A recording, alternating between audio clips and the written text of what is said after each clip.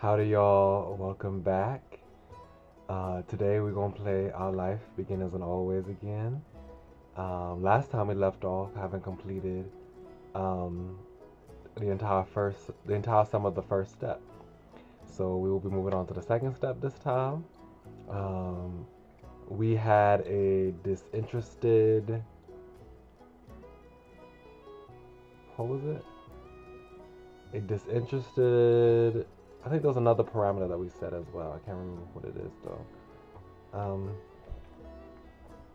but we had a disinterested relationship with Cove. Uh, so not hopefully I can set it myself, so I don't have to hope. But this time we're gonna set. Well, why am I I'm moving so much? Hold on a second.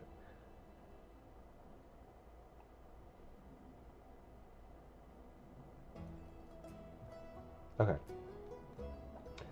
So we're gonna set our fondness to fond, and hopefully we'll be more like friends this time. Like we give each other time to get to know each other and be comfortable with each other. So this step we gonna try see how a fond relationship Cove and I between Cove and me is. Uh, yeah. I believe I played a little bit of step two already. So I don't remember quite as much as the first game. I mean, the first step. Um, but I do believe I played a little bit of step two. But beyond the little bit of a bit I played, I'll be blind to everything else, except like screenshots I've seen on Patreon and stuff like that, or on like Twitter. Okay, so load. Oop. Oh, hold on a second, y'all. Um, I forgot to make a screen for this game. So hold on a second.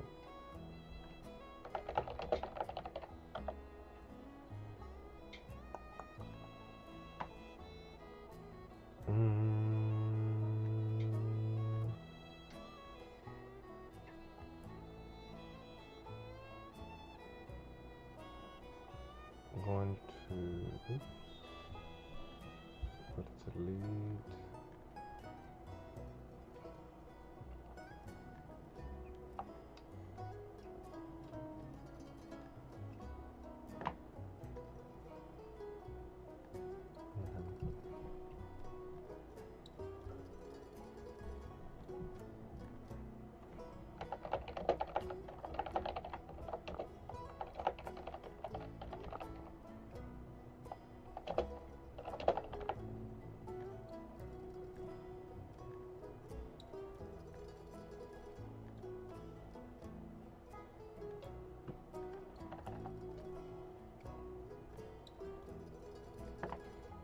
Oh, I hate how I can't see the screen.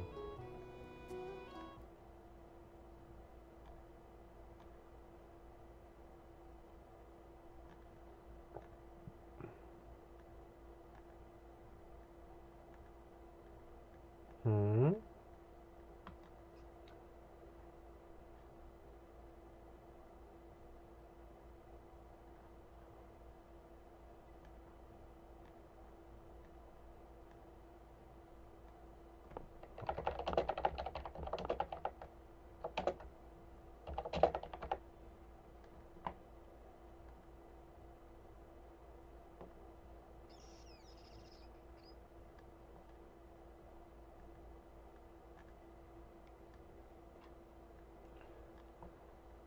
Huh?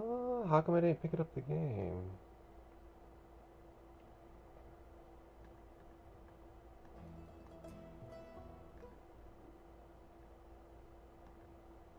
It's all Windows.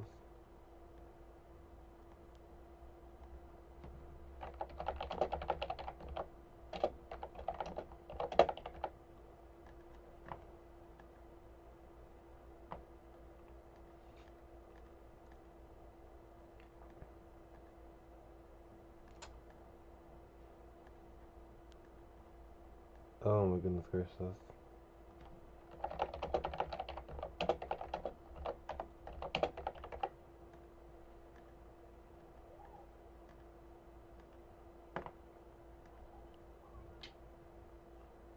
Huh. It will not pick up the game.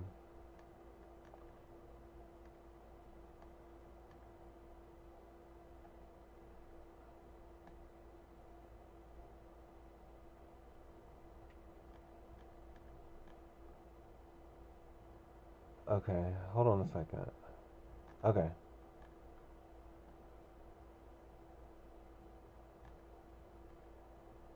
Delete.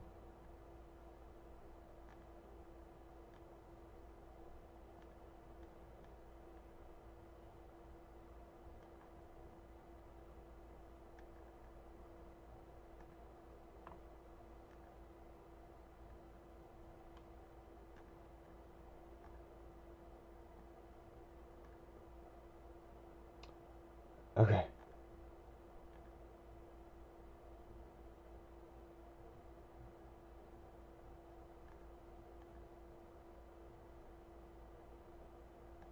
Right. Okay.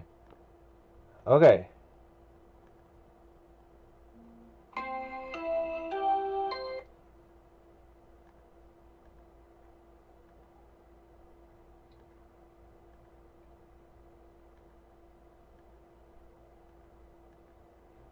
Okay. Everything's set. So, sorry for that, y'all.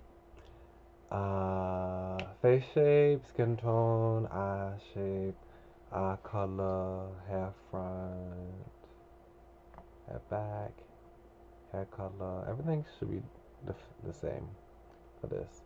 Birthmarks, scars, rosy cheeks, freckles, acne, hand size, glasses, earrings, lips.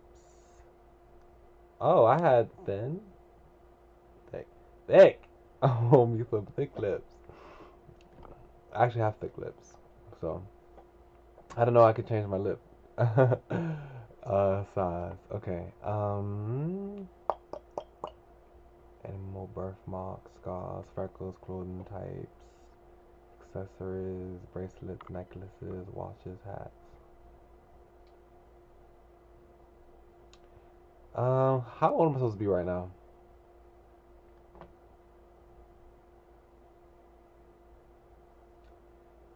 I don't know how old am I supposed to be at this moment in time.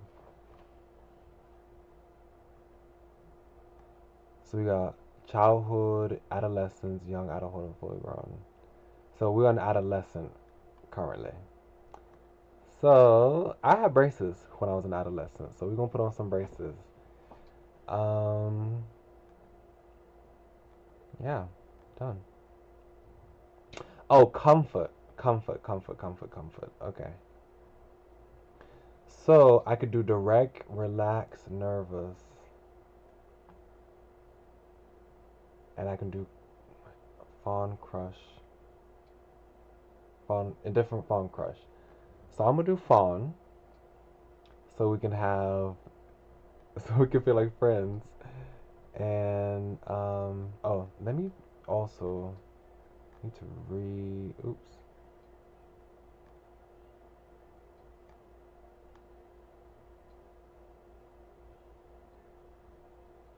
There we go.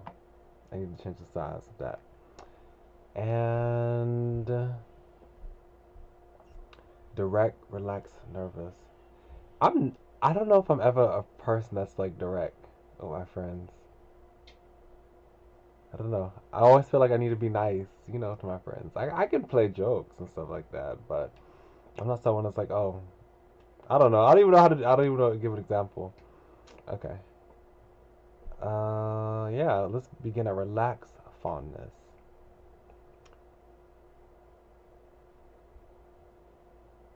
So we can customize Cove. Choose Cove. Choose to customize Cove yourself or let his prior experiences determine it. I'm gonna do neither. This is how you feel towards Derek for this step. It can be the same as how you did feel towards Cove. Um, Derek? Derek, excuse me? I don't know, Derek. I was doing Derek. Is that enabled? I wanted that disabled. Configuration. I don't know if I can change the DLC off. Take the DLC off now. I don't know who Derek is. We haven't even met Derek. I know who he is, but me in the game don't know who Derek is. Are we fine? I don't know who Derek is. Okay, let's just assume that we got to know Derek, but we haven't even Was I supposed to meet Derek? Let me go. Let me look on the DLC.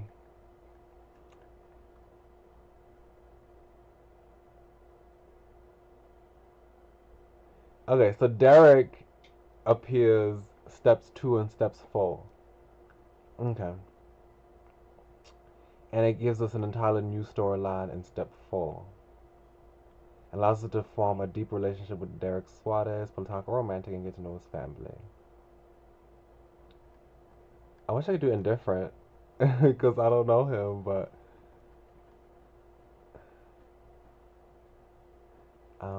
let's just assume that we friends. So yeah, relax fondness.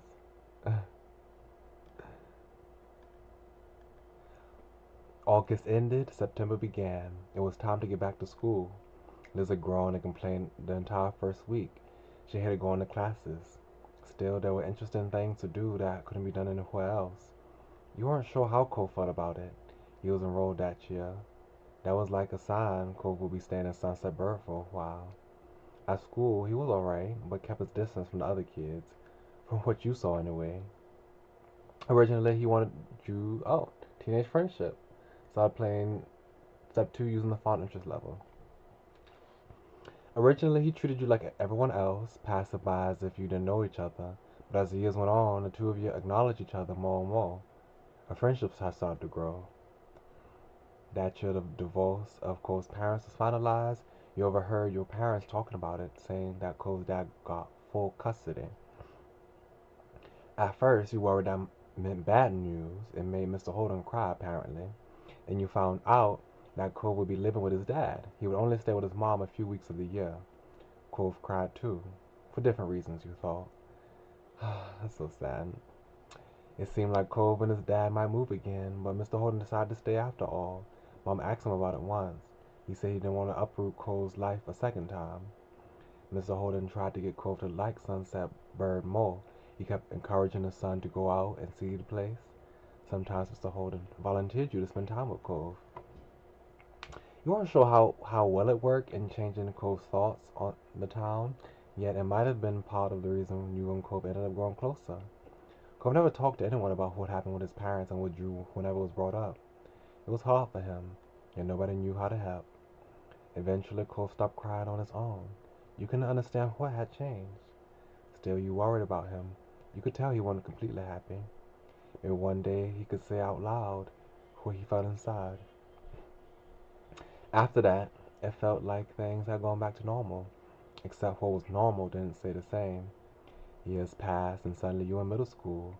You weren't a kid anymore, you were 13 years old. That officially made you a teen, even if your sister didn't agree. The toys and crayons that used to litter every free space in your room had been packed away somewhere, replaced by new hobbies. There were other changes too. Cove Cass got taken off. Cove's cast got taken off. It was weird to see him without it initially. Underneath that pink plaster ended up being a long, thin scar that snaked across his forearm. Cole's chest puffed out in pride whenever someone drew attention to it. He also went through a major growth spurt. He was the tallest student in his class for 2 years in a row. Cole probably held Cole will probably hold that spot again next time. In class, people knew him for more than just being tall. He also stood out because of how well he did on tests and other academic situations. Over the years, he began to open up more.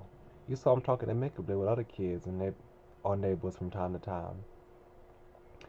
And the only kid that came to visit the neighborhood when you were little, Shiloh, well, he was gone. He and his mom moved back south because of her work, just 1 year after Cove came to Sunset Bird. It had been initially upsetting when he left. Lizzie was unconsolable for weeks, but nobody really talked about Shiloh anymore. It was a long time ago.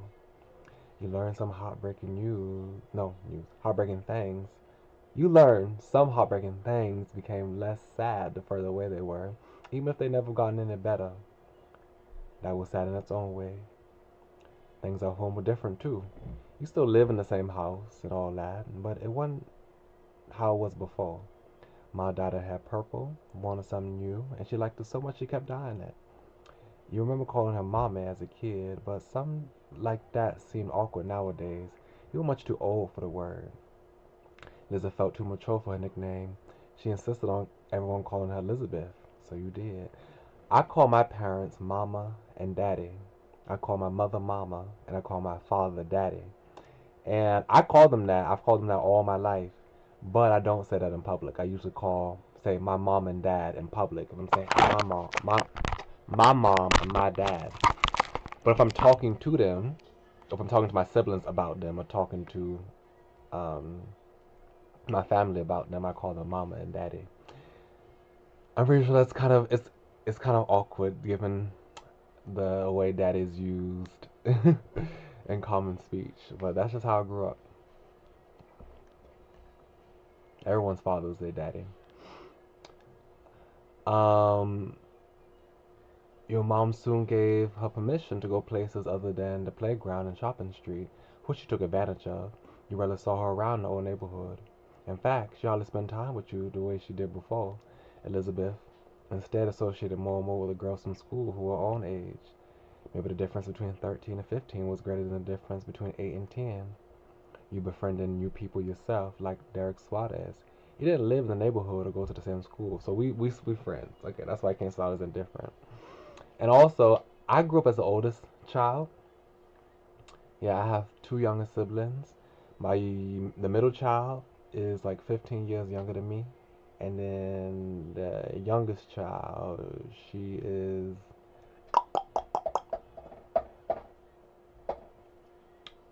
3. Yes, she's 3 years younger than me, right? But I never was the person to be, to disassociate with my younger siblings. I feel like they drifted off away from me, to be honest. Like the middle child, they have their own friend group, and my younger sister, the youngest in the family, she got her own, you know, pack of friends, and me, I'm just a loner by myself. I hang out with my with the middle child the most out of all three of us. Well, three of us are still fairly close. But yeah, they drifted away from me instead of me drifting away from them. Like how people usually picture older siblings as being, they get new friends and don't hang out with the younger siblings. That wasn't me. um, what happened was his and Cole's dad struck up a business partnership a few months ago. Since then, Derek would pop up in the area now and then. It seemed Mr. Suarez was happy to let Derek tag along to his work, if Derek had the time for it. Without a doubt, everyone and everything around you had to change, in small and big ways. You had to. As time went by, though it was easy to settle into this new normal. Then, before you knew it, school was over, and summer vacation had come again. It was the first day of summer vacation. The sun was as hot as ever, but you were inside and away from its harsh rays. To be more specific, you were snuggled up in bed, celebrating your time off by sleeping in, wide awake, about to head out to enjoy your time off. Well, at that point in my life, as like a upcoming teenager, throughout middle school and high school, and even now, this would be me, snuggled up in bed. It was hot, but you still had the blanket up over your head to block out the sun. You didn't want to intrude on your lazy morning. Unfortunately, you hadn't prepared for an intrusion. From beneath the blanket, you heard the door crack open. You're still sleeping? Wow, get up.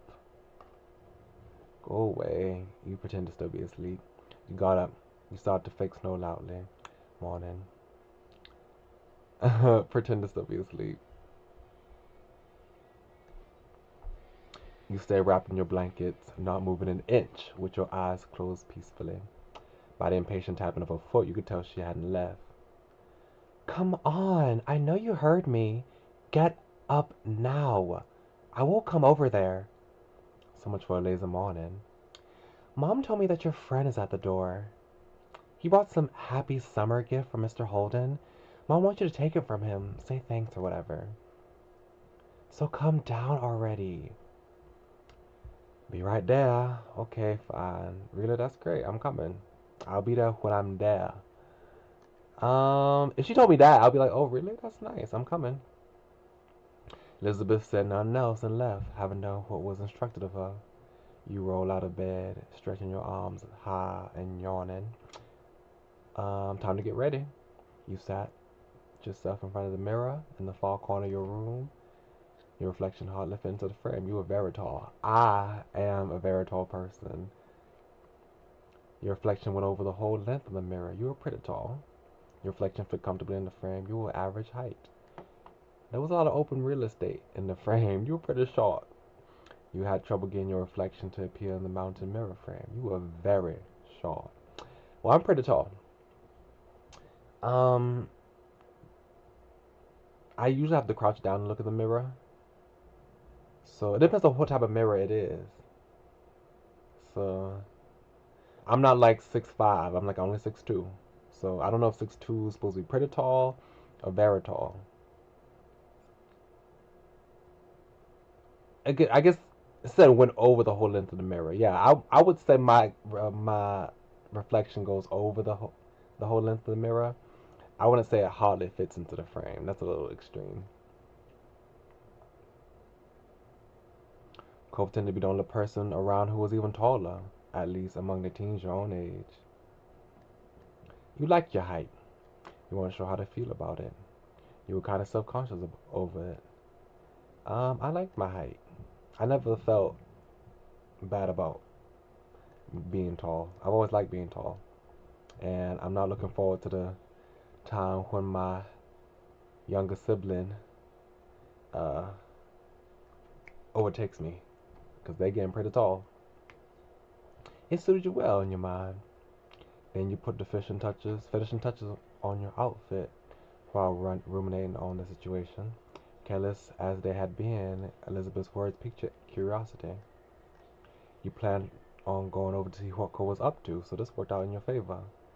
Your reflection grinned back at you. You were looking forward to seeing him. You left your room, taking an easy time down the stairs. Okay? Step 2. Second chance. You spotted Mom first, reclining on the couch. She had a magazine in her hands while she was perusing through. Morning, Mom. She looked up at your greeting, a smile instantly appearing on her face. Good morning, Pascal. Thank you for coming down. Ma's at the door with Cove. He can't stay over today, unfortunately. Why don't you go and thank him before he leaves? You nodded and made your way to the front of the house. Just as he said, Ma was there making conversation. She must have heard you, because she looked over her shoulder. Look who finally made it. Morning, sleepyhead. Ma reached forward and you knew she was about to pat you on your head. She was taller than average for an adult woman, so you were still little in her eyes, despite being big for your own age. You let her do it. You happily let her do it. You tilted your body aside to dodge. You pushed her hand back and laughed. You pushed her hand back and groaned. My mother does stuff like this, and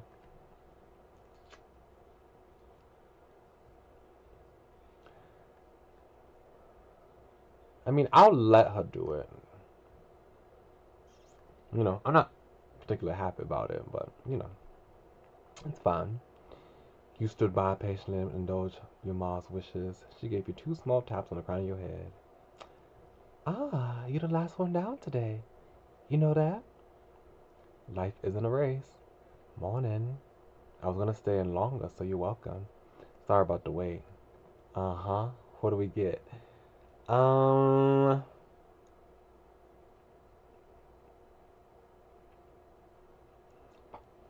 Growing up, I'm not the one to really be snarky with my parents.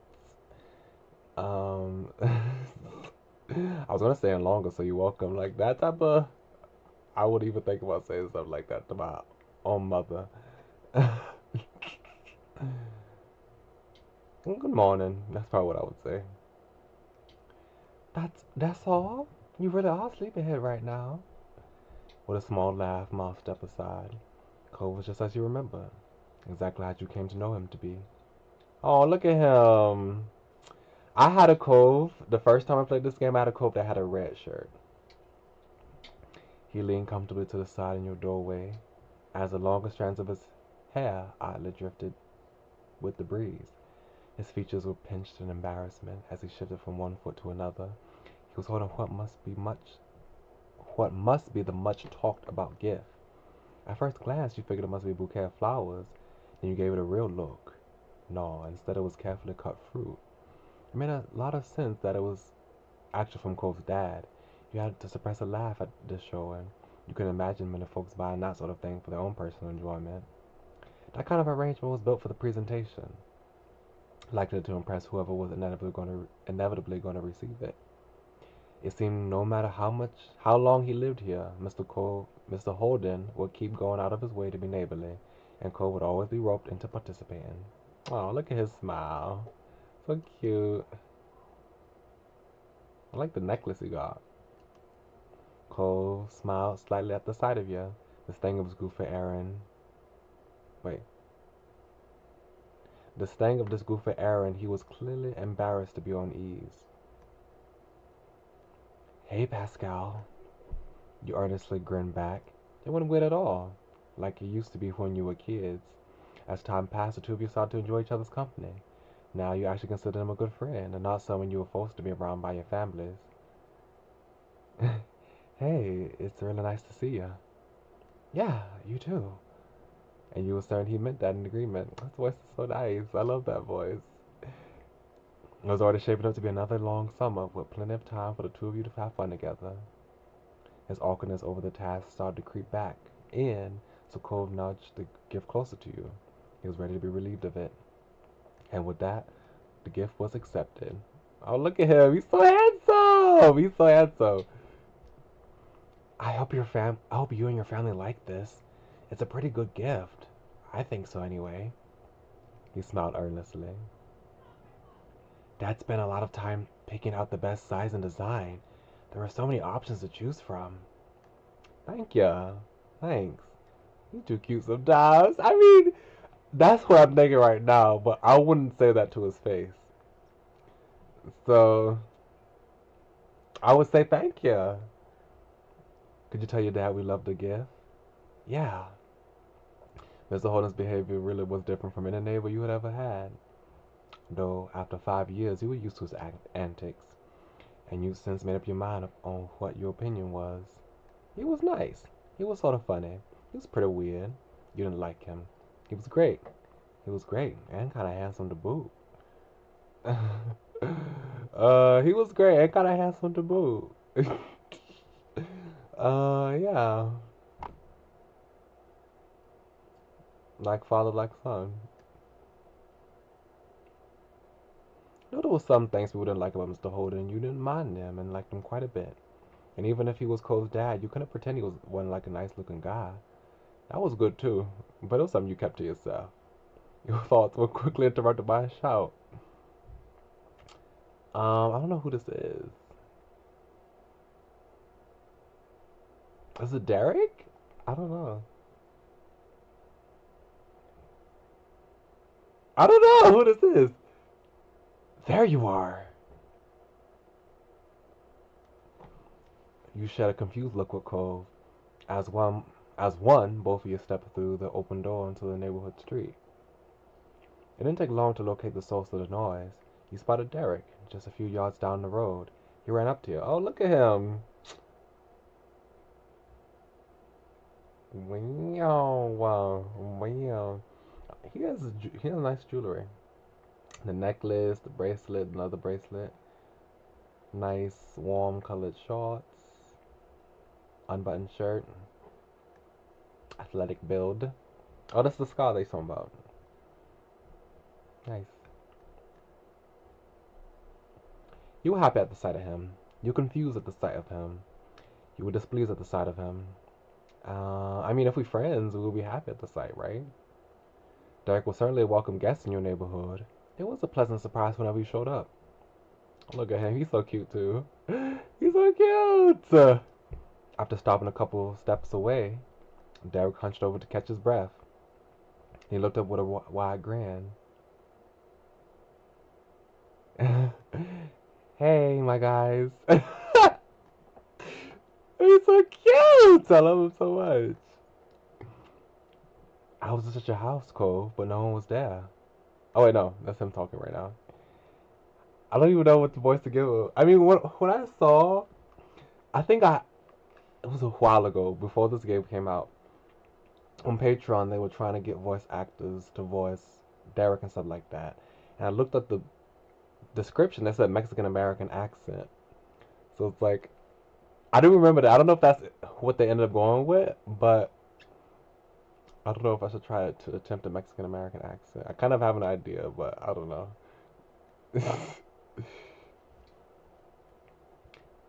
I was just at your house. I don't even know what voice to give him. I need to hear more of him. I need to hear more voice. I was at your house, Code, but no one was there. Should have figured you'd be at Pascal's place. Do you ever spend time in your own home, or are you just always there? Derek laughed at his own joke. He either didn't notice that it embarrassed Cole, but the embarrassment was what he was actually laughing at. Derek turned to you. He was going to say more when his eyes widened and he gasped. What's that? You followed his gaze, unsure, and you realized what he meant. You were still holding Mr. Holden's gift. This is kind of like a bouquet of flowers, but made out of fruit. Nice. Can I have some? Nice. Sure, we can share. I haven't tried any yet. It's a gift from my family. I can't give it to you. Maybe we can have some later. Which one would I say? These are all good options.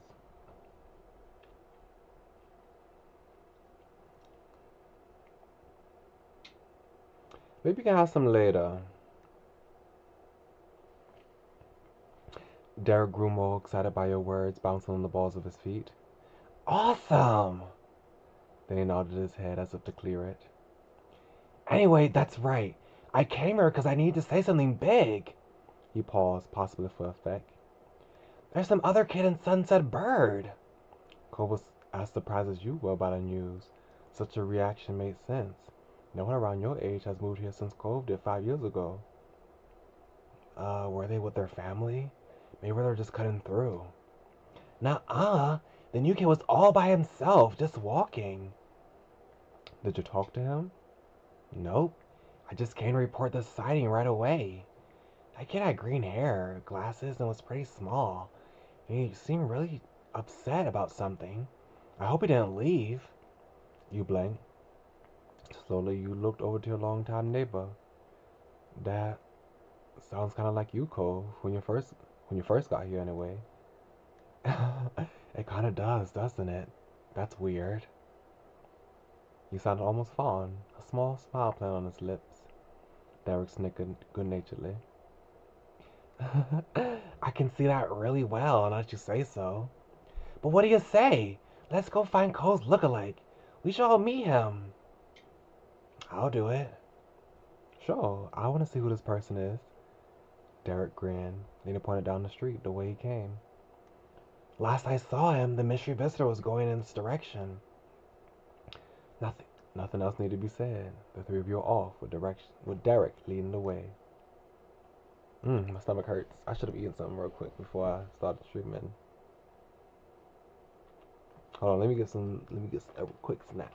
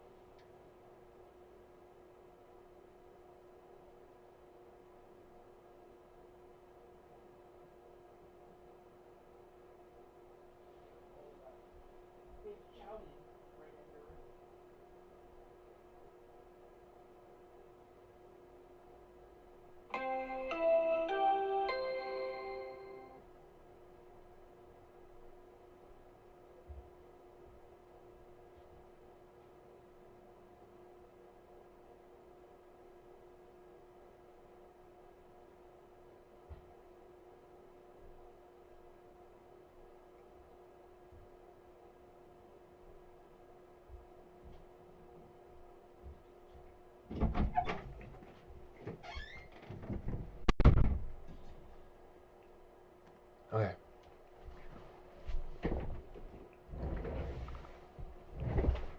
I'm back with some tortilla chips.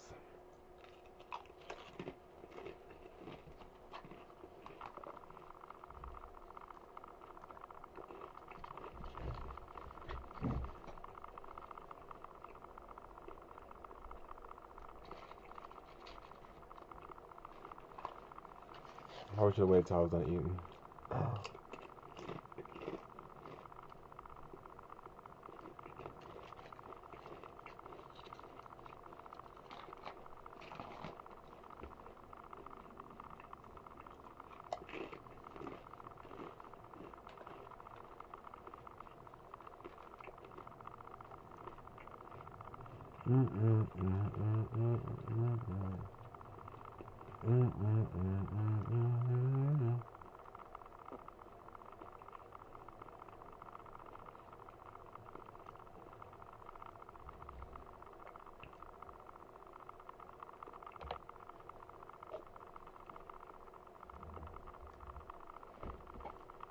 Okay.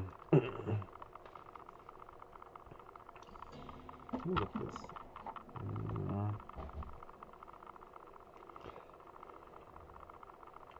Derek brought you to the beach, and as a trio, you made your way down the shore to the old playground. You walked a familiar path in a comfortable silence. When you're almost there, you spotted the kid in question. Spotted the kid in question. His bright colors almost shone like a beacon beneath the rays of the sun.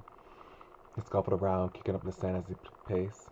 It was true, he certainly seemed upset, but you didn't think he was sad like you had originally pictured. No, his erratic movements and scrunched up expression, he came off as angry. You started to have doubts about this expedition. Maybe it'd be better if you left him alone and let him sort himself out. Derek didn't feel the same. He waved wildly, calling out to the boy. Hey, guy! Over here! The kid whipped around and pressed the scowl carving deep onto his face. His eyes were tired, but a strong, hostile energy still radiated from him.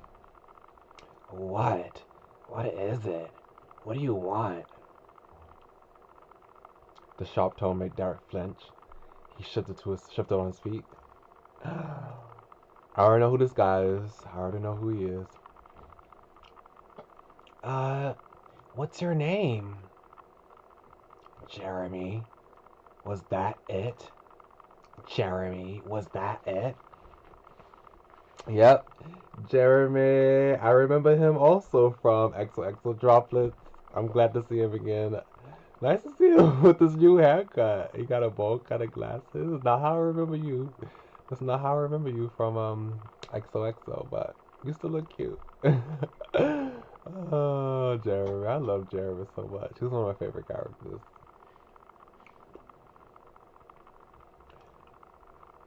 No, I'm Derek. That's Pascal and Cove. We were just walking around and saw you. We wanted to say hi. There aren't a lot of kids our age in the neighborhood.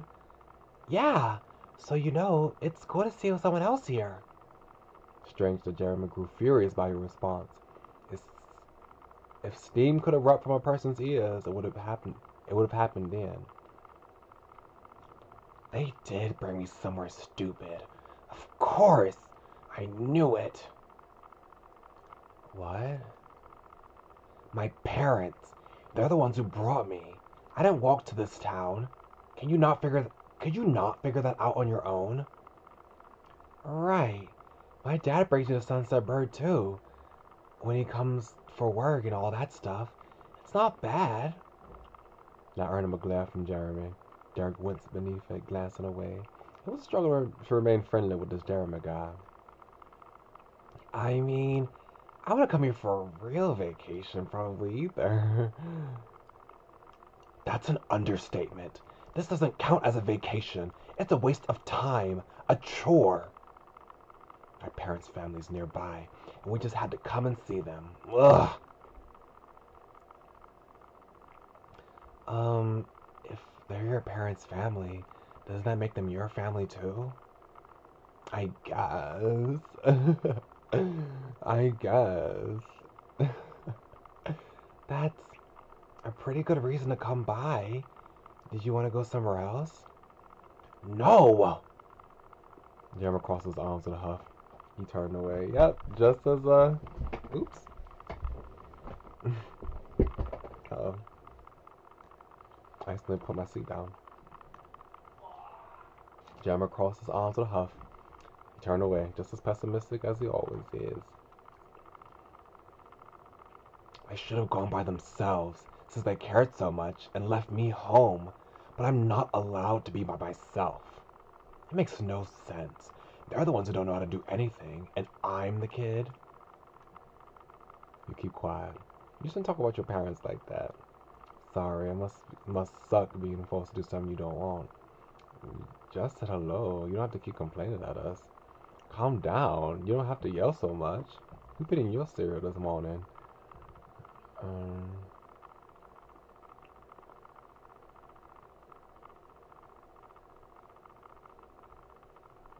I mean,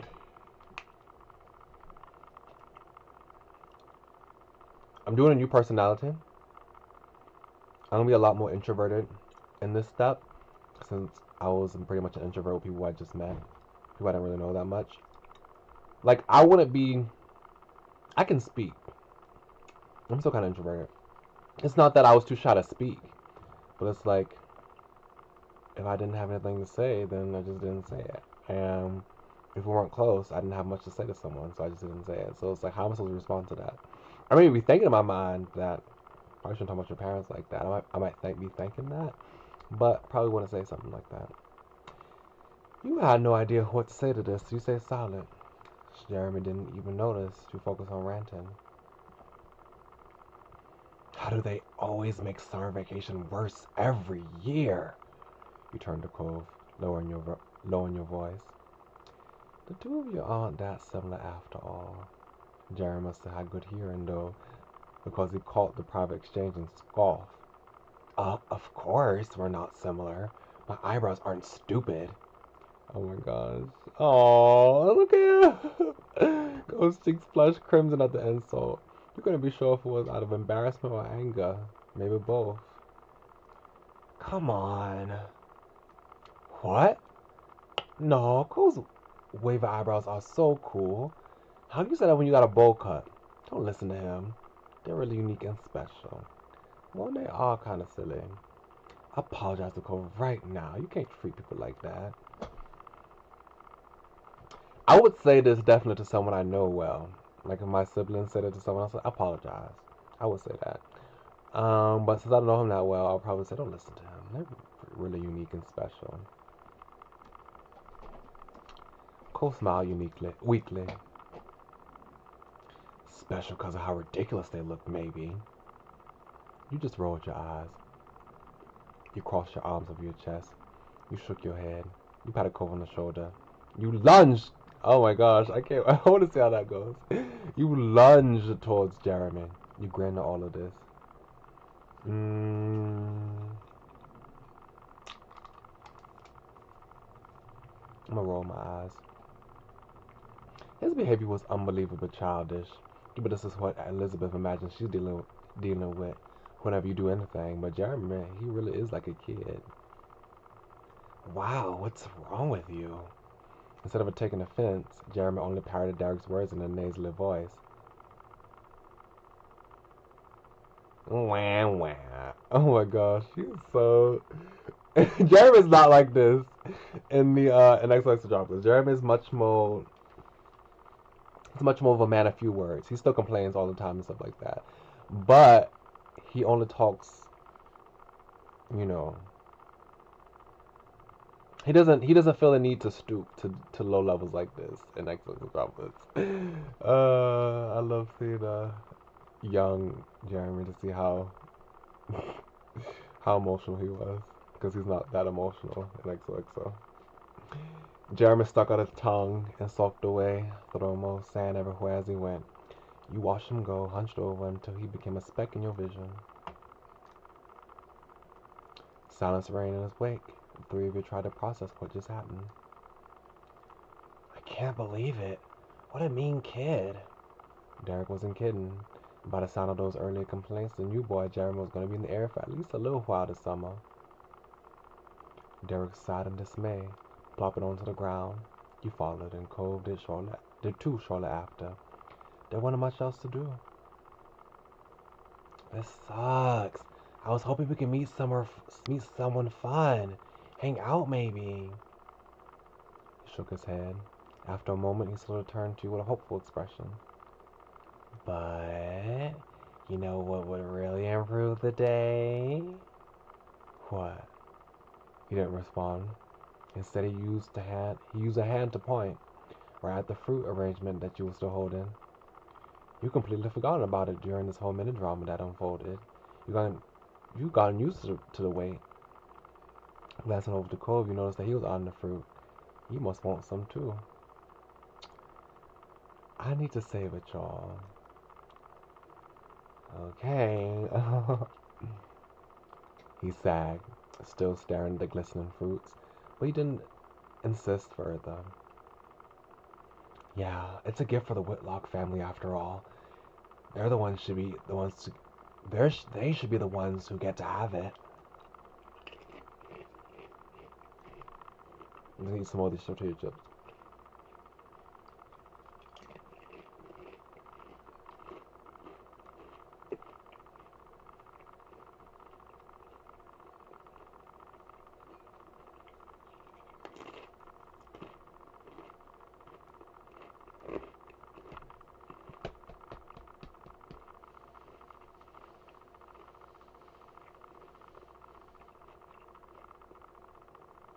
I just realized that desktop audio is muted. I should mute that. Oops.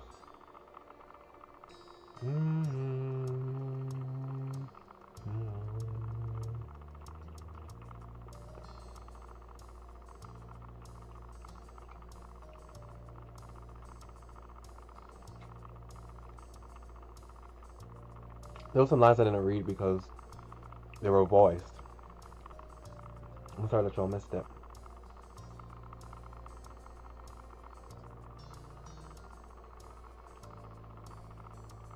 Okay. Sorry for asking. It's fine. Quiet once more descended upon your group. Cove turned towards the ocean, a peaceful expression on his face. Oops. Oops. Can you say that? Oops. Okay. Hey, you two remember the Land Before Time? The fruit thing makes me think of it. The dinosaurs all liked the leaves that are shaped like stars. Tree stars. Yeah, charming leaves looked so delicious when they did it. I love that movie. I've never seen it. I didn't like that one. That movie's for kids. Ian Lee's looks good. Should I worry about you? Do you think things taste better when they shape like stars? I've never seen it. I'm sorry. I know it's a popular movie, I think, but I haven't seen it. You should. It's great and really sad, but it's still great. Plus, it's about dinosaurs. Derek didn't say anything further about dinosaurs or otherwise. For the next few minutes, the three of you watched the waves crash onto the shore. Hey, Pascal. Yeah? The two of you meet eyes casually.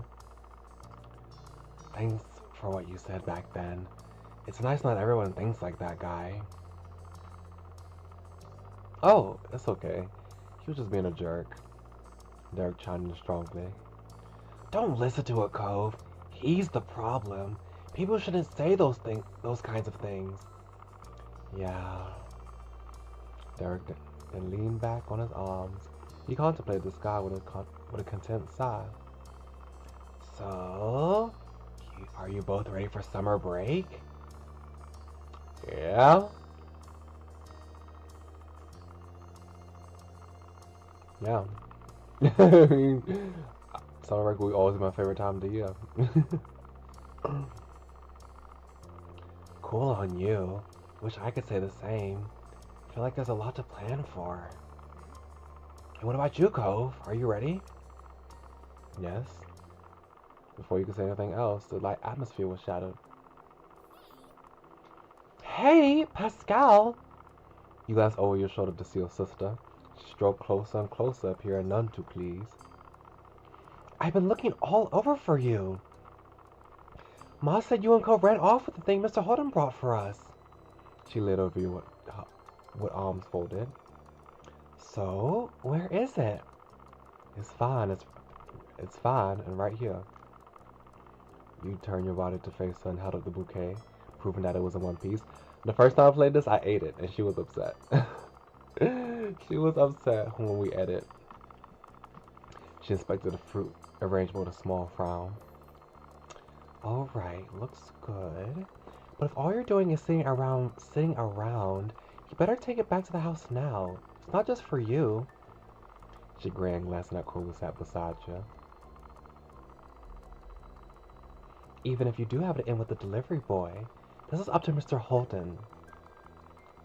Cole stifled a chuckle and gave you a conspiratorial look. Get going! This wasn't okay just because you hadn't done anything yet. Oh no. I think I hear the mean kid coming back. We better get out of here. Elizabeth blinked, confused, and looked around. What kid? I don't see anyone. Derek didn't bother explaining. He just launched to his feet and ran off. Cove hopped up too, glad to take an opportunity to exit the situation. He followed after Derek. He sent a look to you from over his shoulder. You turned to watch Elizabeth. She stared back, brow raised. I ran. I guess I would have run, to be honest. Without a word, you two got to your feet and bolted down the beach. Unimpressed, Elizabeth rolled her eyes. They're so immature. She shook her head as she walked towards the house, not bothering whatsoever to follow. Meanwhile, the three of you made it back to the shoreline. Derek pumped his fists, grinning in triumph. We escaped and shall live to see another day. Exactly, but we should keep moving. Yeah, for now at least. Victory! My mom's gonna be so mad when Elizabeth tells the story.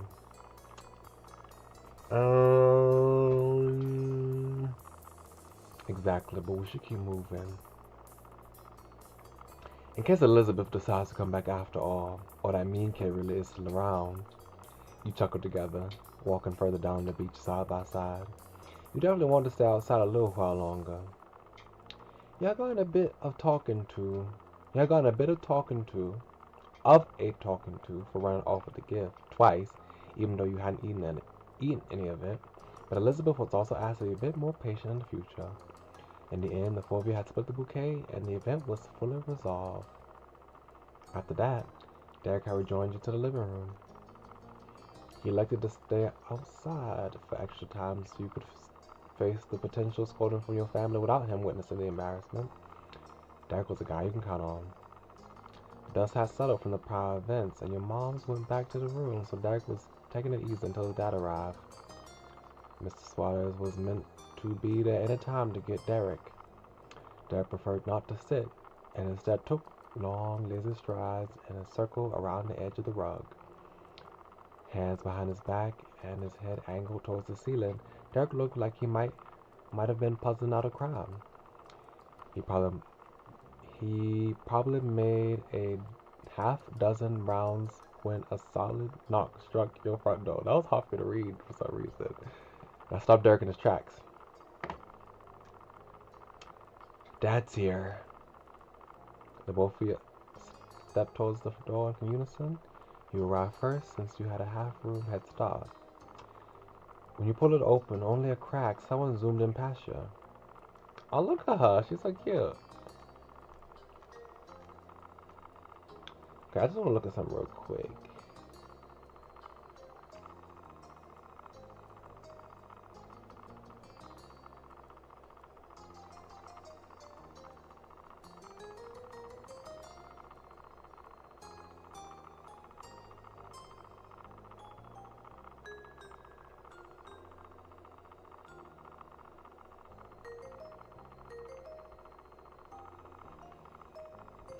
The DLC unlocks an entirely new storyline for Step 4, so I wonder if I have to disable that. I don't know if I'll be able to choose like the original storyline. I don't know how, because I want to do the original storyline, I guess. If that's gonna be what Cove. But yeah, I don't remember all this. That's because I never experienced the DLC. So it's like I don't know how much is going to change and how much I can not have it change. The breakneck flash of a human was still entirely recognizable. It was Derek's little brother. Oh, brother. Oops, I'm so sorry. Nicholas Suarez. He shouted triumphantly. Derek, we're here! He was only 6, the tiniest kid around. Hot on his heels came in the middle Suarez's son, Jorge. Nicolas. Nicolas, we need to stay in the car. We're going home. We're not here to play. He was 10 and his patience was being tested. The youngest one frantically shook his head. It made his hair even messier than it already was. I like his hair. It's so cute. Oh, how messy it is. Did I read everything? Yeah. Oh no, I didn't. Nicolas's hair was as wild and free as it was. Hair clips and his parents' minivans couldn't contain the energy. Which might have been surprising considering how he loved cars enough to wear a shirt covered in them. But you knew Nicolas loved Derek even more. Standing right there where he was inside your house was at wait. Standing right where he was inside your house at his even older brother's side, Nicolas gave Derek a hug. I, I came to get you! I don't even know if this voice is appropriate for him. Derek bent down to scoop Nicolas into his arms in a fond squeeze, though he kept his face tilted up to make eye contact with Jorge. Hey, bros. Oh, look at them. Side by side, Mr. and Mrs. Suarez trailed in. The resemblance between the parents and their children was clear. Derek and Jorge was the spin image of their father. Jorge was even sometimes called Junior, while Nicholas was a mama's boy. Good evening. A good evening, Pascal. Hello. I don't know. I wasn't prepared to voice these many people. Hello. You would have to forgive the three-ring circus visiting town. The boys just had to come.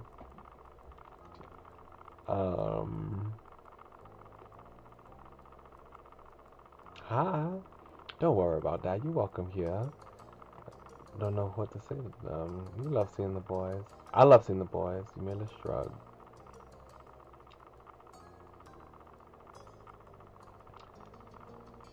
Oh, don't worry about that. You're welcome here. The frown that had been stuck on Jorge's face finally eased up a little. Oh, how kind. But we can't stay. Thank you for letting Derek's visit and tell your mothers we said hello. Okay. Come on, boys. All 4 of you now. Let's give the Woodlock family their house back. Coming. Yeah, well, he said it. I don't have to say it.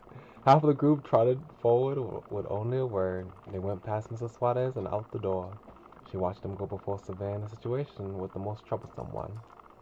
Nicolas was bouncing around Derek as if he hadn't even heard his parents. Derek and his mom looked on with identical expressions of exhaustion tinged with affection. When an opportunity opened up between hops, Derek carefully took hold of Nicolas's small hand. Let's go to the car, Nico. You can sit next to me. Thrilled by the promise, Nicolas let out another cheer. Yeah, let's go to the car. This smile's so cute. Nicolas gripped Derek's black wristband with his free hand, stretching it outwards in his eager attempt to lead his bigger brother along. Okay, I missed also. Mrs. Suarez left it there, trusting her eldest, and went to join Mrs. Suarez and Jorge. I keep skipping stuff. I'm not supposed to be skipping. Oops. Derek stumbled forward with a chuckle, mostly to protect his band from being pulled too far rather than Nicholas actually having the strength to move him. We made sure not to forget you, Derek said his goodbye from over his shoulder. Bye, Guy. Oh, he's always call me Guy. Bye. Good night. That's me. That's my line. I would always say good night. Anytime I just say good night.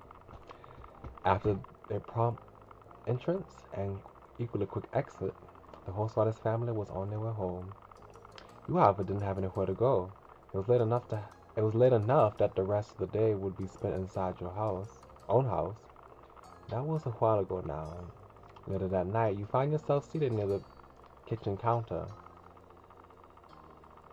Your fingers drum on the surface as you waited, your gaze trained on your phone.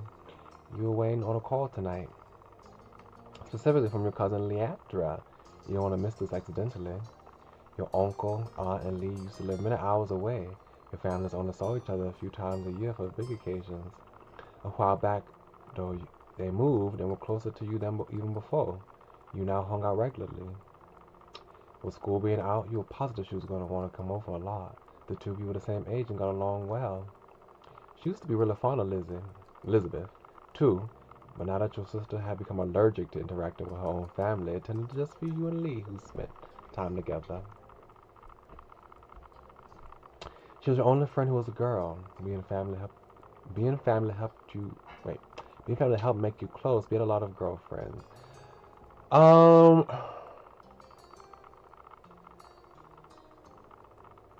I would say that I will probably say this for the sole fact that throughout my life I'm not a person who's had a lot of friends, you know. So it's like if I have friends who are guys, like Cove and Derek, I probably want to have a whole bunch of other friends like that are girls, you know. She'd probably be one of the few friends I have, and she might be the only girl. And this has been and like the time I've always hung out. Most of my life, I've always hung out with girls, but there was a time in middle school where I had a year when my close friends were guys, two friends who were guys, and yeah, the rest of the years I've had friends mostly that were girls. So this is true to me, but this is maybe because of the situation I'm in. Maybe I should choose this one since I guess I'm in my stage of life where I have a lot of friends that are guys. I don't know. Let's see.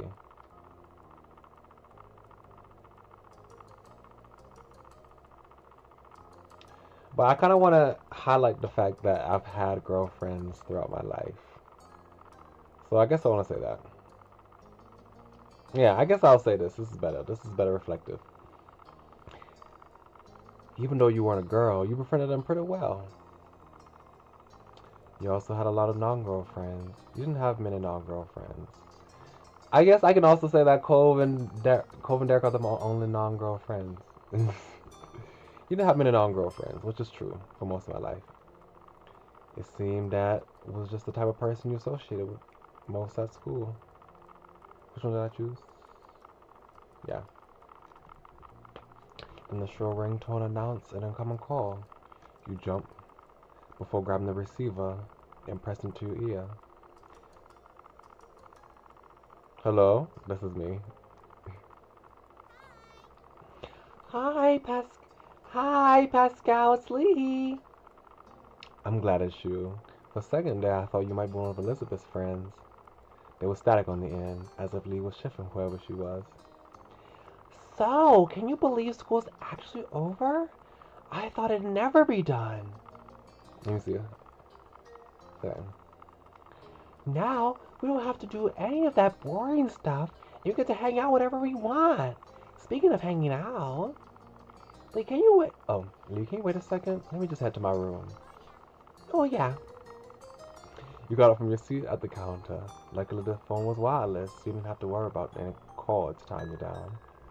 Your mom's had a rule about not moving the phone unless a call was in progress, which is why you've been sat by its cradle waiting for Lee to call. Mom's could really be unfair. You thought it made sense. You didn't like it, but it had to be that way. That's probably me. You weren't the only person here. If anyone else could take the phone anywhere at any time, it'd be even bigger hassle.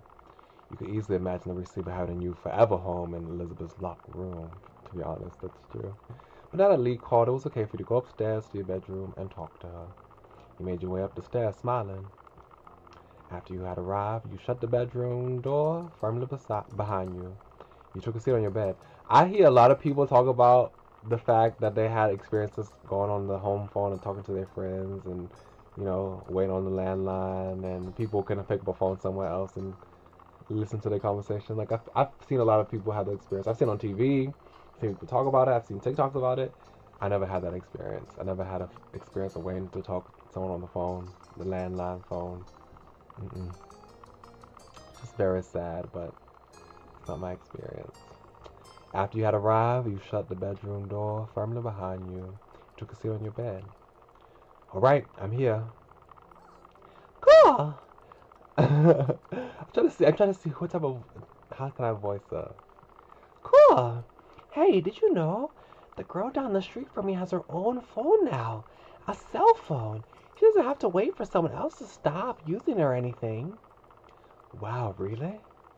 The thought of you having a phone that was all their own seemed to be unbelievable to you. Right? I wish I had one too.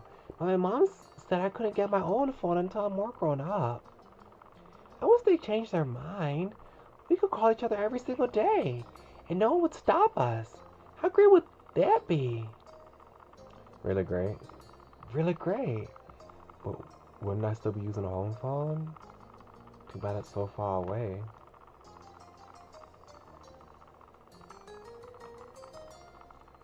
I was like, but I would still have my own home phone. My moms would be able to stop us if they wanted. Lee laughed. You didn't put a damper on her imagination. She's so cute. I love her hair. I love her jewelry and her eyes. She's so pretty. Oh, then you have your own phone too. That works. She sighed dramatically.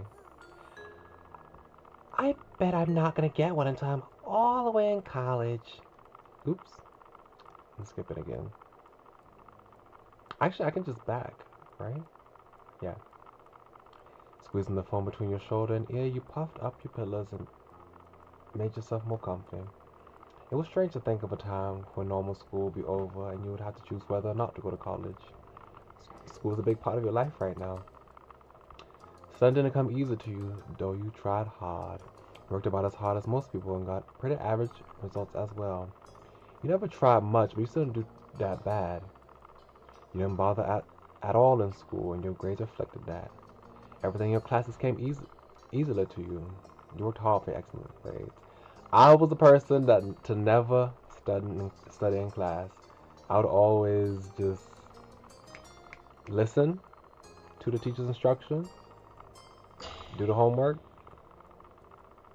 If I didn't forget about it, pass all the tests. Yeah, that was me. You soak up information as natural as a sponge absorbs water.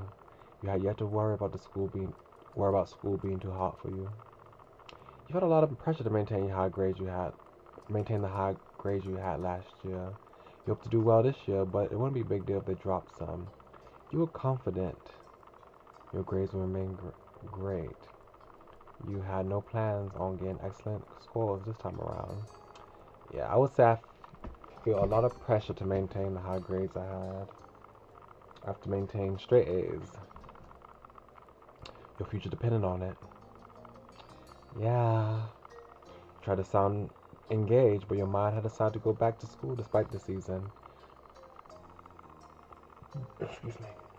Lee knew you too well to be fooled. You sound so spacey. What's up? Just thinking about school. Lee groaned. Are you thinking about how you don't have to work? Think about it? Because it's summer? That's what I'm doing. I'm looking forward to going back. Not me. Let's make a petition for more vacation time, B. So awful. I hate going. Come on, it's too scary not to think about it. Would I complain or would I be like, let's make a petition? I'll probably be a complainer. I get what you mean. Though I guess school isn't all the way bad. You could do some good things there. Just do more when school's out. Well, you things can be pretty cool. Gym is pretty great though. It's the easiest way to hang out with people not in the neighborhood. The cafeteria lunches at my school could be better than they had any right. Could be better than they had any right to be. Feeling good about my school. I love learning. Gym was okay. It depends on the gym class. Gym like elementary and middle school was fun, but in high school, mm, I didn't really have that much fun in gym. Cafeteria lunches at my school could be better than they had any right to be. What does this mean? Could be better than they had any right to be. I don't get it. Is that me saying that they good? I don't know.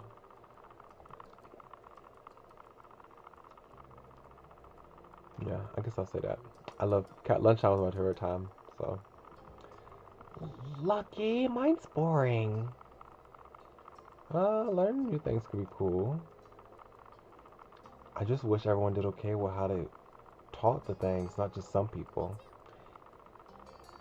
That's all. And that's pretty much everything that's good about school. Okay, point taken. Now, I'd agree the topic of school officially closed. We have to talk about the summer first before we start plotting the rest of our lives. I got some plans ready.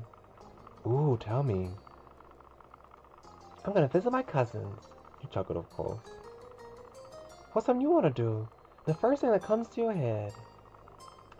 I got some new art supplies. During this stage of my life, I was an art kid. I can't wait to try them out. I can't wait to see what you make. Lean back in your bed, settling in as you continue to chat. Oh, I don't get to choose a whole bunch of stuff? Oops. Okay.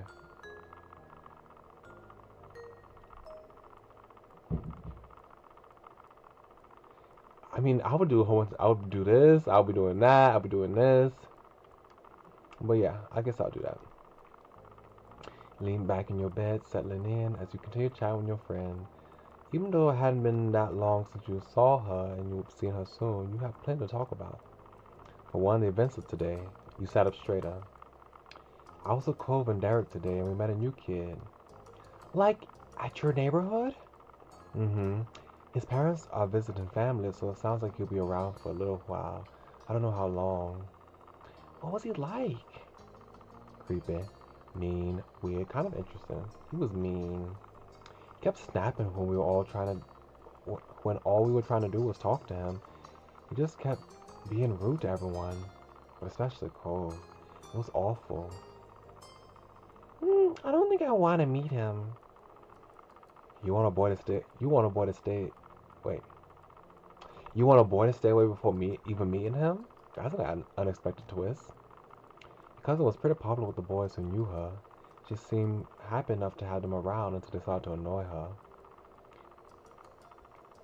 Who are you to talk? Cove and Derek are always around. They're both boys, you know. That's true. That's not the same. They're not always around. I'm not the one who invites them. They show up on their own. You weren't able to say anything to that.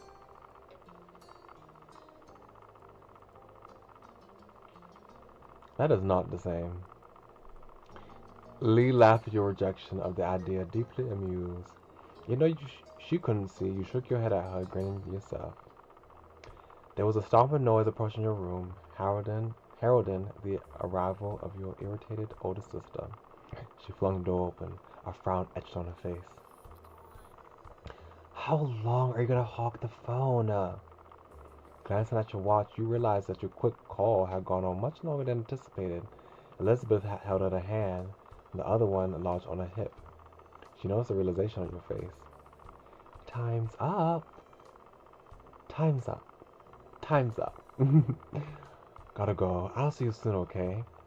With a sigh, you said your goodbyes to Lee. Sorry for being long. I'm still using it. No, get out of my room.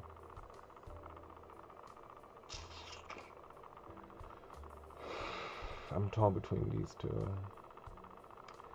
What a sigh. You said you could buy Celine. Lee, I have to go now. Okay, see you soon. Tell Elizabeth your mom just said hi too. You barely pressed the end call button when Elizabeth whisked the headset away from your fingers and began dialing someone new as she strode out of the room. Your mom's voice called from downstairs. Hey, has anyone seen the phone? I'm using it. With that, she shut your door behind you. Silence was left in the wake. That was one way to end your first day of summer. That was one way to end your first day of summer break. Sometime later, it had gotten dark outside, and you lay in your bed wide awake. Your window rattled all of a sudden, starting you badly. You flinched, staring over at it with furrowed brows. From your vantage point, you saw only the moon and open sky. You were scared, confused, annoyed, curious. What had caused the noise? Cocking your head, you sat up and moved closer to the window. You wanted to get to the bottom of this. To your utter shock, your gaze was met with a pair of familiar ocean blue eyes. Cove? You squinted. Yep, Cove was right outside your window. Your house was very angular and some parts stuck out further than others, so it theoretically wouldn't be hard to climb around on. Still, just because somebody could doesn't mean that you ever expected it to happen. Cove looked awkward and unstable. His feet were braced against a section of the wall that jutted out, his arms were flexing with the effort to keep them upright. With difficulty, he waved. Then he wobbled immediately, dropping his hand in alarm. You hurriedly opened the window. Cove scrambled inside, nearly falling flat on his face, but he was able to right himself in the end. Oh, these are his pajamas. Just a plain shirt and pants.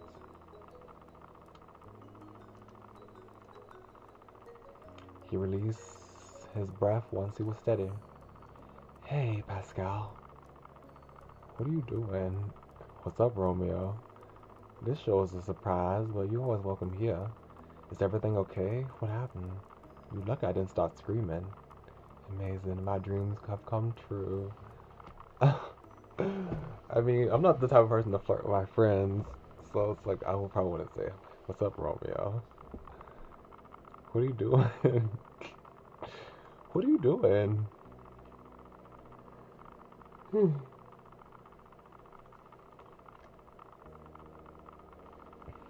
Visiting?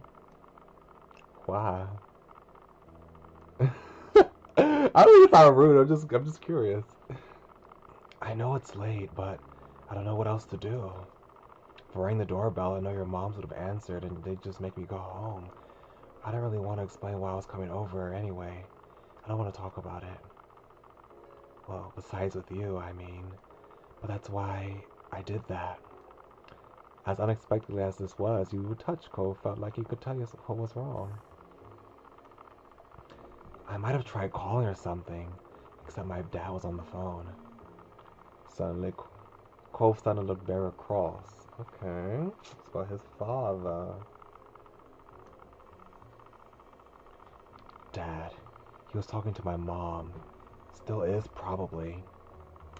You raised your eyebrows. Cole had eavesdropped on his parents' phone conversation. You shouldn't have done that. Eavesdropping is bad. I would have done that too. You didn't comment on his eavesdropping. I mean, I don't feel the need to comment on it. It's like, okay, he did it. There were other things to talk about. Are you gonna stay with your mom for a while again? Every year, Cole was sent off to live with his mom for a few weeks. When it happened, varied. Sometimes he would go during winter break, but usually he went during summer. Even though it was hard news when you found out he was leaving and you'd seen him those weeks, you understood. To your surprise, however, he shook his head. That's what I thought too, but no, that's not what they were saying. My dad asked my mom not to leave me this year, not to have me leave this year. He said she could come stay with us here. You waited for him to continue. He didn't. The conversation abruptly had dropped off. You couldn't help but stare at Cove. There was a complicated mix of expression on his face. What did your mom say?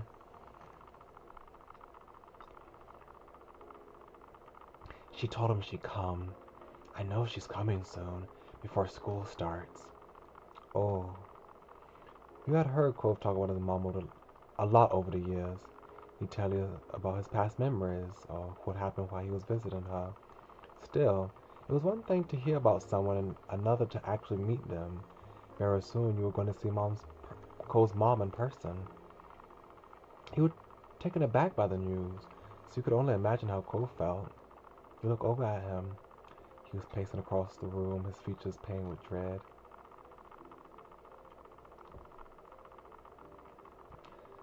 Before they barely stay in the same room long enough to have lunch. Now we're gonna be all together again? The three of us? After all this time? Just for a few weeks.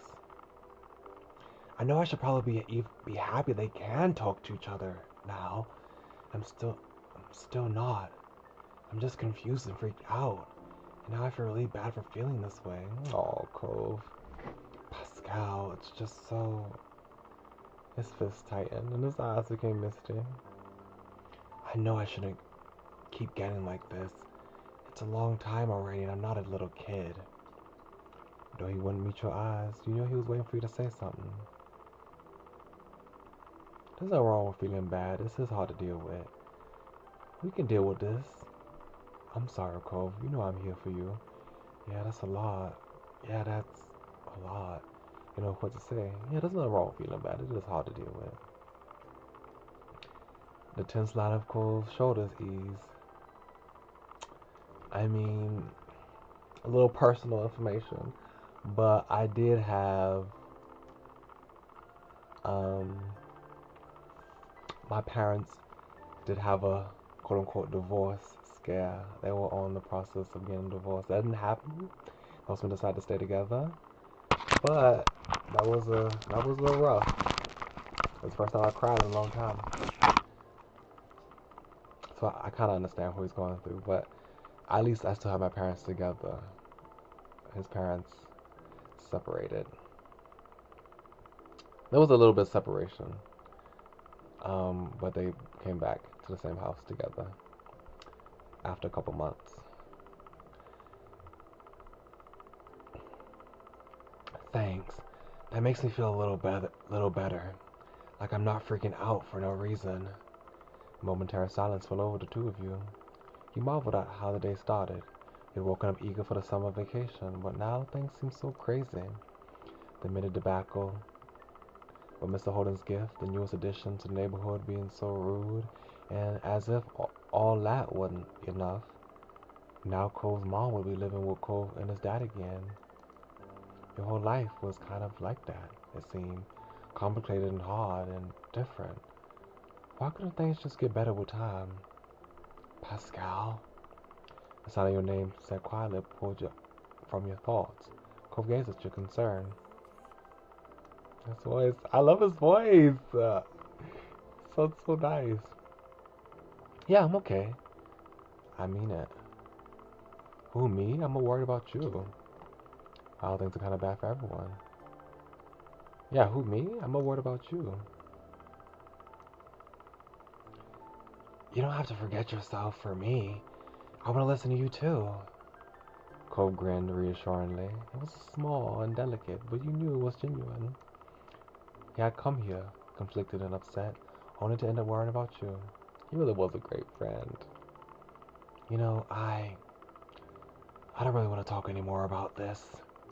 He looked away, his lips thin into a line, and rubbed at his arms. What do you say? I wish I could replay the voice lines. I kind of sound like you said "I know," like in Japanese. But I kind of don't want to go back home either. Could I stay a little longer, just doing something else? He appeared equal parts hopeful and vulnerable. How could you possibly turn him away? You can stay tonight, but we shouldn't make a habit of this. I got a flashlight and some cards. Are you in? Of course. You can always stay here, Cove. Yeah. You held his gaze confidently, hoping your words got across to him. Oh, look at his cute smile. He still has that toothy grin. Oh, is it really a grin? if his teeth aren't close together. Cole perked up at your response, a smile appearing on his face. He immediately took a seat on your bed, not afraid to get comfortable in your room. He had felt a little better at the sight, somehow. You still had a lot of worries, but you were glad he was here. Skipping again. And not just tonight. You were glad he come into your life in the first place. That was a change you never wanted to undo. Who would have thought Cove would mean so much to you? You certainly had it in the beginning. You kept your distance, and so had he. Now you consider him to be one of your closest friends. Oh, look at him, so up close. Oh my gosh, I'm a little flustered. You joined Cove on your bed, taking a seat across from him.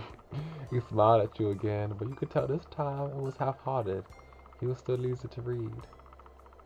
Though he didn't want to talk about his mom and dad, he must be thinking about what happened or what's about to happen. You smiled gently at him. You put a hand on his shoulder. You patted his back. You hugged him. You took his hand in yours. You nudged him with your foot.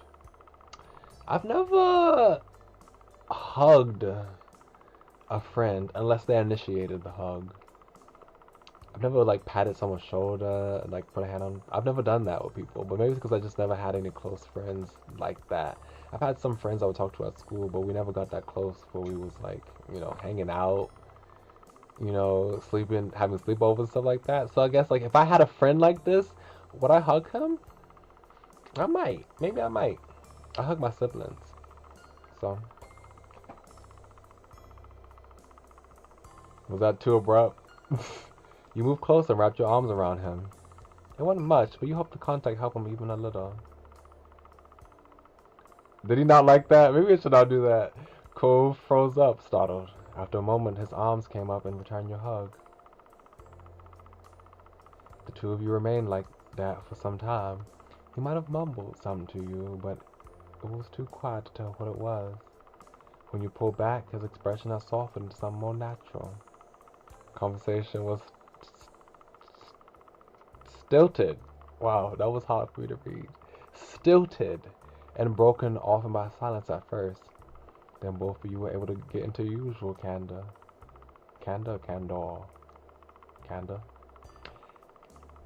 As your secret hangout session stretched on, I love this smile. This smile is so cute. The teeth. You thought that you truly wanted to keep having moments like this with him. You hoped a day would never come when life decided the two of you would have to part ways. You knew that Cole felt the same. You opened your tired eyes, groaning as they adjusted to this bright light that was steaming through the window and warming your dark brown skin. With a loud yawn, you roll away from the sunlight. I was like, I have dark brown skin. I was like, oh wait, I decided that. I did decide that.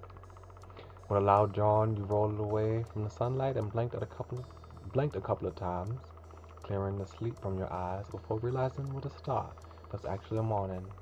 You couldn't remember even falling asleep. Cove crept through the window during the night, and the two of you spent time together, trying not to wake your parents.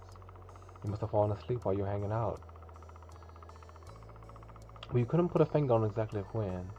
You wondered how late Cove had stayed before heading home. You rubbed your face and yawned again, contemplating whether you should get out of bed and get ready for today or stay snuggled up for a little while longer, until your gaze landed on an instantly recognizable mop of pale green hair, and you bolted upright and gasped in surprise. He never left. He was still there in the morning. Cove! You laugh out loud. You jump out of bed. You froze. Would I yell or would I freeze? I don't know how I react in the situation. I'll probably freeze a little bit. You froze.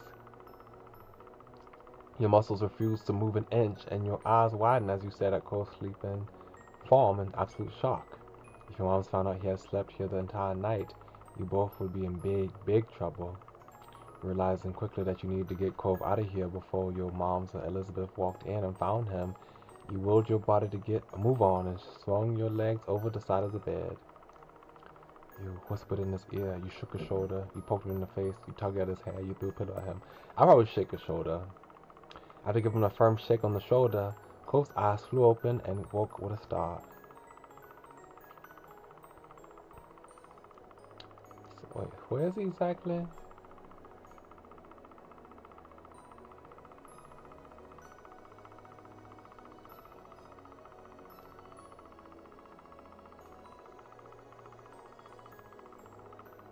Is he in the bed or is he on the floor? What you about to get a move on and swing your legs over the side of the bed? So I guess I'm getting out of bed to move him. Okay, so he's on the floor. He scrambled out of the way as he abruptly jumped to his feet before almost losing his balance and falling back down. He recovered just as quickly as you faced indignantly. Wait. Okay. Oh, what was that for? Oh, his mouth. What? The situation dawned on him before he even finished the word. Cole blinked at you a couple of times, his eyes growing in panic as some thought that he could only hear settled into his mind. His voice is so cute! I love his voice. I keep saying that, but I love his voice so much. I fell asleep.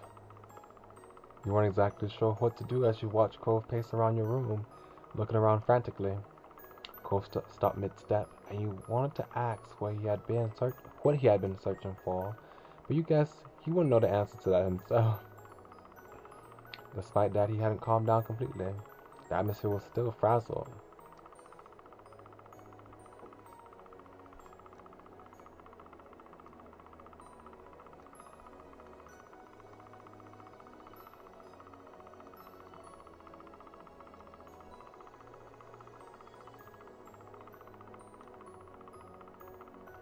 So it's gonna be alright, we're gonna be in so much trouble, just calm down. Settle down before moms hear you. You didn't say anything. Settle down before moms hear you. Cove nodded, his shoulders tense as he fixed you with a firm stare with his turquoise eyes. Letting out a hefty sigh, he ran a hand through his hair in exasperation. He couldn't look at you again as he spoke. I'll see you later. You were confused by how all of this had played out, but hoped that it was true. Right, Bakov. At that, you were suddenly wrapped in a tense embrace. Aw, as panicked as he was, this seemed to be something he couldn't forget before leaving. Thanks. Again. You're a good friend, Pascal. He firmly whispered the words into the top of your shoulder. But you were let go before you had a chance to respond, or even fully react. In a matter of seconds, he climbed over your bed and opened the window. A cool breeze rolled off the ocean, fluttering through Cove's hair and filling your room with its salty scent. Cove anxiously stepped out onto the ledge. You wished him luck. You rallied him to keep going. You suggested he sneak out the door instead. He urged him to hurry up. Good luck. Be super careful. We weren't sure if he heard you or not, but he kept going along, one foot in front of the other, with increasing speed until his form disappeared out of sight. You stuck your head out the window as far as it could to try keeping watch. He walked the full length of the ledge before jumping down to the top of the garage, then lowering himself onto the fence. From there, he finally dropped down into the ground. You threw out a thumbs up at a successful climb. He ran off towards the house without stopping, disappearing behind the side of another building. You had to admit that you were pretty impressed at how doable he made that look. With a little sigh, you reclosed your window. Reclosed your window. Deciding there was nothing more you could do, you hopped off your bed and decided to head downstairs today. Also, I never looked around the room to see. Oops. We don't have the drawings. Now we have like a cave. We got this thing. We got a sea. We got a computer. Got that. Okay. You put on your slippers. You checked yourself in the mirror. You made your bed. You just left. I mean, I don't really wear slippers. I would just leave. It was too early to do anything else. You took the stairs, slowly attempting to mask your face into a look of innocence. You were sure that someone would have come into your room if they had heard anything strange. But you couldn't be too careful. You had to play it cool. When you stepped into the living room, Elizabeth was there, tapping her finger onto the counter. Good morning, Elizabeth. She looked at you. She looked over immediately, her eyes squinting at the greeting. Why are you being so weird? You hadn't even done anything. Your big sister never missed a beat, unfortunately. You turned it off with a tight smile and her lips pursed together even tighter. Pascal? You shrug it off. You clamp up. What would you like to know? Sorry. You excitedly blurted it out. You folded. You shrug it off. I'm not. You spoke so nonchalantly that you almost thought she believed you. But you knew better. Further suspicious squinting occurred as she waited for something. But ultimately she rolled her eyes and you weren't sure if you were in trouble or not. She didn't seem to care enough to dig any further. Whatever. And she walked straight out of the front door. Then it slammed shut behind her and you let out a brief sigh. Elizabeth went out most days to hang out with her friends from school around town. Today, you were extra glad for it, though you were also grateful she hadn't left the house any sooner and risked running into Cove.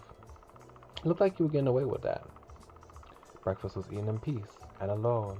Your moms were both out by the time you had gotten up. They left you a serving of food from breakfast they made. Hash browns, an omelet, fruit salad, and a few sausage links. That all sounds good, to be honest. Yeah.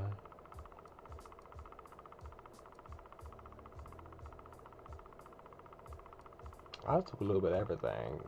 I took a bit of everything, honey. It was tasty. You appreciated that there was a variety in your meals your mom's made. I mean, yeah. I don't really eat omelets that much, but if it was made for me, I'd probably eat it.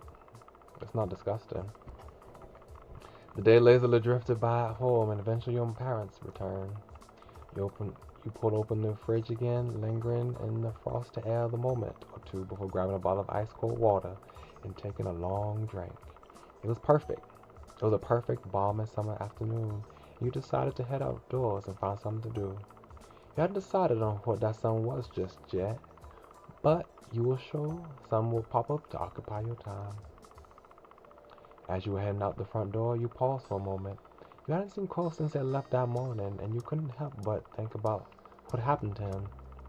Would it be bad to go over to his house right now or to call him to check in? You step out your house, still stuck in an internal debate with yourself, when a voice had caught your attention. Hi. Is this his mother?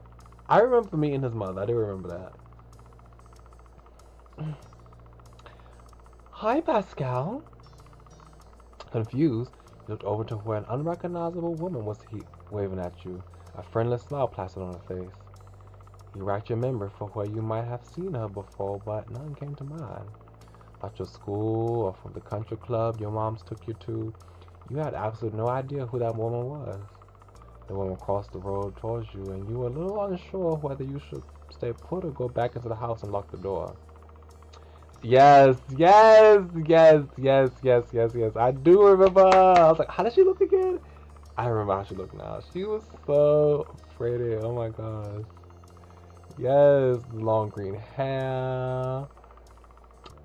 The shawl, the outfits, the outfit, the bracelets. And she's pretty. She's beautiful. I can't lie. She's very pretty. Both Cove's father and mother are very attractive people.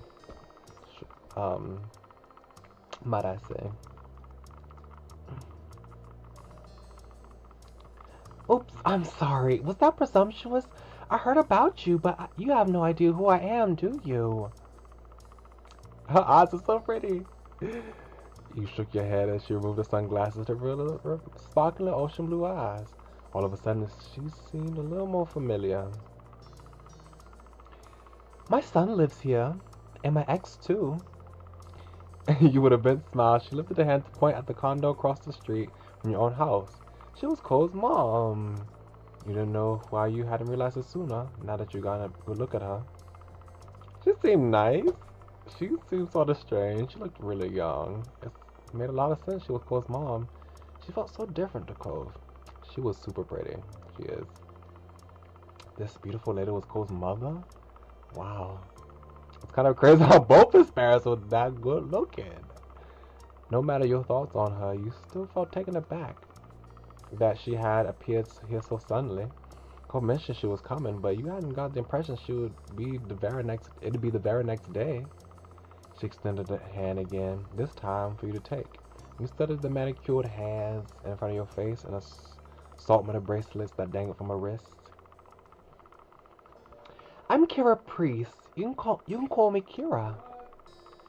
You shook her hand, you didn't shake hands. Well, let's not be rude. You reached out, took a hand, and she shook yours firmly, grin wide. I'm Pascal, but you already know that. That I do. Cove mentioned you to me before. It's nice to finally meet you, Pascal. Cove talked to you about his mom? Cove talked to you about his mom. He hadn't mentioned how he said things about you to her. What has Cove said about me? What are you doing here? Nice to meet you too. He kept quiet. Yeah, what has Cove said about me? I'll probably be open enough to ask that question. Oh, I can't tell you that. I've already said too much. She laughed good-naturedly. You can be happy about that answer, though. The sound of the door opening and closing caught both your attentions. When you turned towards the sound, it was to find Cope exiting his house, his ass skimming the ground. Considering just how tall he had grown, you kind of figured his mom also would have been tall. But she was much more on the short side for an adult anyway. Cole's height must have come from his father. My baby. There you are. I thought you were going to keep me standing here all day. You tried to catch Cole's eye as he walked towards you, but his gaze was firmly fixed on the sidewalk. When he finally crossed the road and looked up, he gave you a pitiful look. After the way he had acted last night, you knew he must be feeling pretty mixed up about this. You tried to words to express that you understood. Cope and I are heading to town to grab something to eat while the snore is at work. Oh my gosh, not the snore. Kira beamed at Cove and ruffled his hair, which only seemed to upset him more. You assumed the snore she was talking about was Mr. Holden. Hey, you should come with us, Pascal. I'd love to get to know you better. Yeah, you should come. There was a plea in his tone that you couldn't miss. Of course, we'll run it by your parents first. Responsibility and all that. Anywhoosies, it'll give me an excuse to meet them, which I need to do at some point. It's important to be on neighborly if I'm going to be roosting in the street for the time being.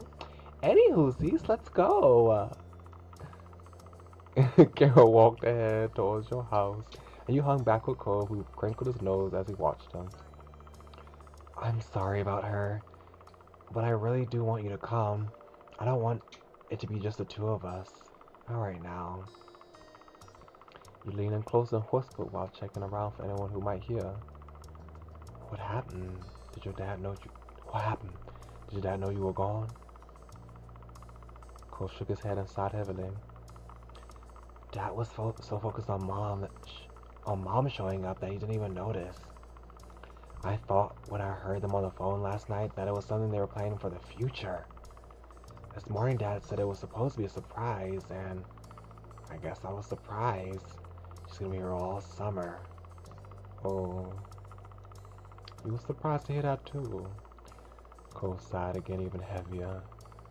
I'll go with you if you really want me to. He smiled, his shoulders relaxing and a little relief. Thanks, that'll be cool. The two of you headed over to where Cole's mom had just knocked on your front door and stood behind her. Mom answered the door after a minute. Her eyebrows lifting in surprise at the group she found at the front door, in front of her. You realized that, like you, she would have no idea that it was Cole's mom who was hanging out with you. But However, after blinking at the woman a couple of times and looking between her and Cove, realization seemed to strike on her. Hello there, I'm Pamela. I see you've met my kid Pascal. And I'm guessing you've already known Cove for a while. Kira laughed, and you and Cove exchanged looks with your parents' a weird sense of humor. I'm Kira Priest, Cove's mom. It's nice to meet you. Had a purple brown hair. Caught your eyes, Mom popped up behind Mom, squeezing herself in beside her. We have company. I was wondering what all the commotion was. She grinned excitedly at Kira. The two introduced themselves and shook hands. Hi, Pascal. Cove. Cole shied at Ma shyly as she gestured a hand towards the living room. There's no use hanging around in the doorway. Why don't you come in? I'd love to, but I promised to take my son out to eat, so I don't want to hold you up with a surprise visit. Oh, I understand. You're welcome to stop by any time. I like to take you on the offer when I can. Count on it. Would you mind too much if Pascal went with Cove and I? My treat. We won't be driving. Just a quick walk down the road. Sure, that sounds nice. I hope you all have fun. You gave your moms a look, and they smiled at you fondly. You were happy that they were letting you go. You could tell that Cove really needed support, and you were ready to be there for him. Marvelous. Expect us in an hour or two. We'll be looking forward to seeing you again. We'll be looking forward to see you again.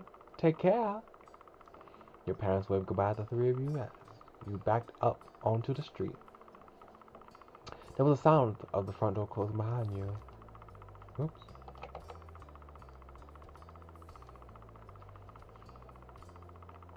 I'm pretty positive I saw some restaurants when I was in the taxi. Not too far from here. Yeah, there's a lot of them around. The answer was straightforward and the tone was curt. Cole was usually more lighthearted than that. Kira, I keep wanting to call her something else, but Kira put her hands on her hips and smiled at her son. Wow, you sound like the area expert. Do you have any recommendations for a place nearby? Not really. Kira pouted at him a little and turned to you instead. How about you, Pascal? Want to point me in the right direction? Sure, I have a couple favorites.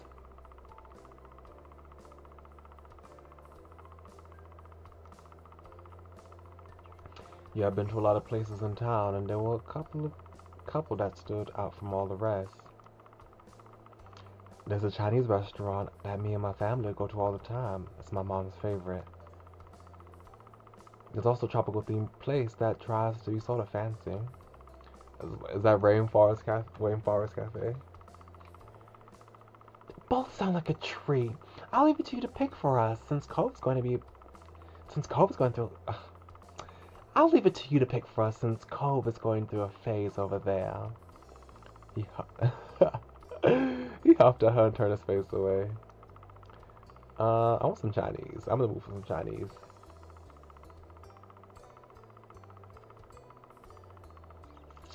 Or should I ask Cove? I'll ask Cove. You and Sister Cove contribute to the discussion. It's okay, Cove. Tell us which one you want more. He mumbled sulkily, willing to reject his mom, but not you.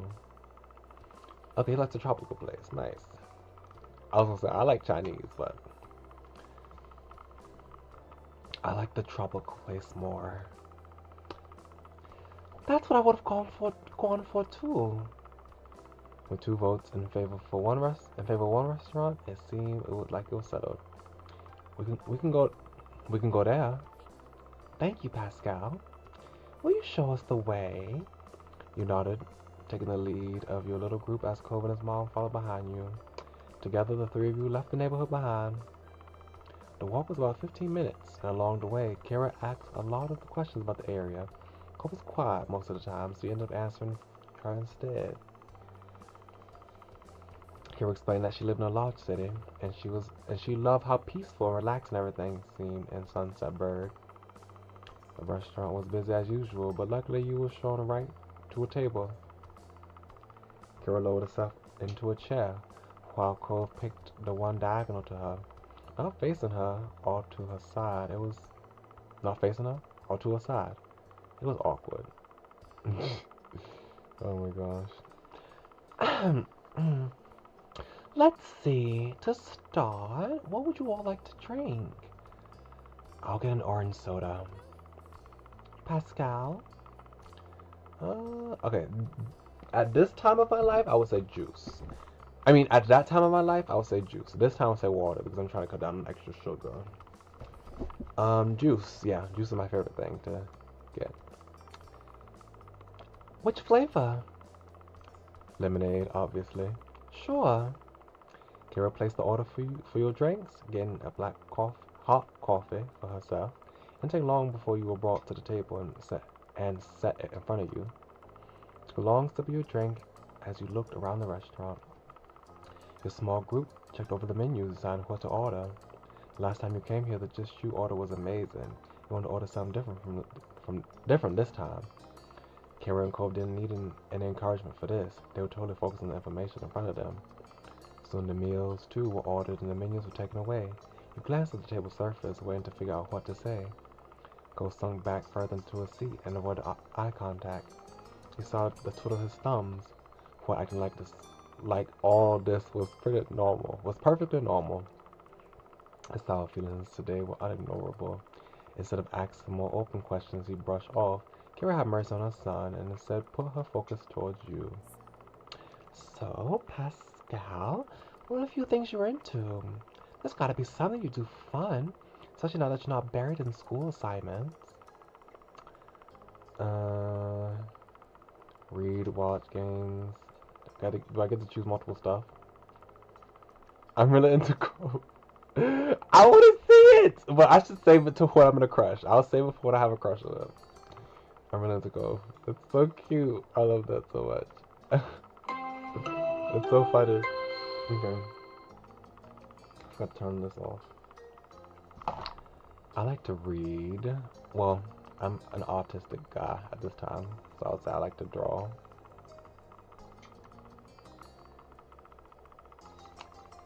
Drawing. I filled out a lot of sketchbooks. And I like to watch TV. It's pretty addicting when you find a good series, isn't it? And games are fun. I like to play video games. I don't know much about them. Maybe you can show me sometime. And I write things. A fellow writer! Writing is a great form of expression, don't you think? Kira sighed wistfully, her eyes going soft.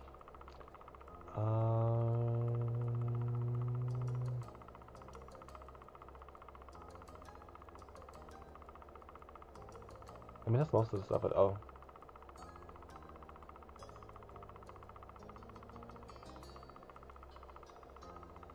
I mean, I didn't play instrument at this time.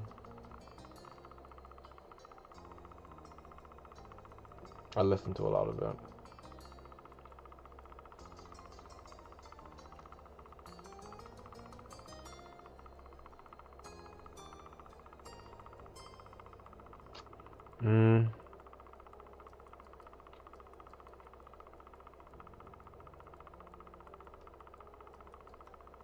I guess that's how all I would say. Thanks. I'm happy to learn more about you. There's so much I hadn't heard. Cove leaves the details out. He was trying not to pay attention, but you could tell he was uncomfortable. Hoping that it would clear some of the tension in the air, you just had to ask Kira a few questions of your own. Cole hadn't told you much about her, and you were curious to know more about this woman who was such a big part of his life. What exactly do you do for work? I'm a travel writer for magazines and things. I keep people in the loop on what's worth seeing. It's good work. Wow. That is so... Oh my gosh. How could you ask that? It's so terrible. So blunt. What do you like to do? Spend time with my little boy, of course, and traveling. A real shock, huh? Where do you live normally? Nevada, have you ever been there? You shook your head. It's a beautiful place. Check it out if you can. Yeah, I don't live in. I have never been to Nevada before. Uh, I could have bring myself to ask another question. I would be too uncomfortable asking these two questions. It seemed to bother her that the conversation dropped off. Cole sipped his soda angrily, slurping up the remaining drink with furrowed brows. He's so upset. He looked ready to run straight out of the restaurant. You weren't sure if it was coming along. You weren't sure if coming along had ended up making the lunch better or worse.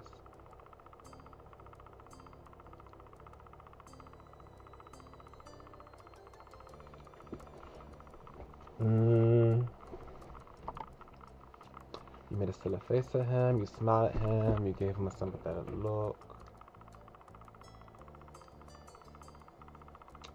You flipped the straw wrapper at him, you left him alone.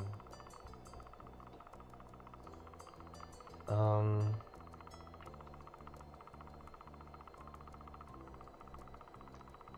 guess I'll leave him alone.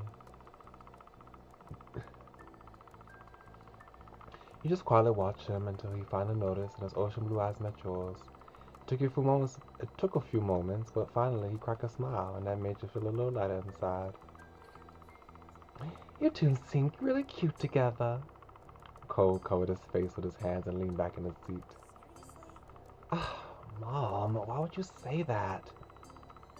He felt bothered too. He blushed. Thanks. We are cute. He just laughed. I will blush. The way she said that had embarrassed you. You were prepared to have Cole's own mother describe the normal interactions the two of you had as cute. Your moments were delivered shortly after that, and everything was so delicious. Even Cole enjoyed his food. Oh, all right. Now that we're all full and content, could you explain why you've had a bug up your butt all day?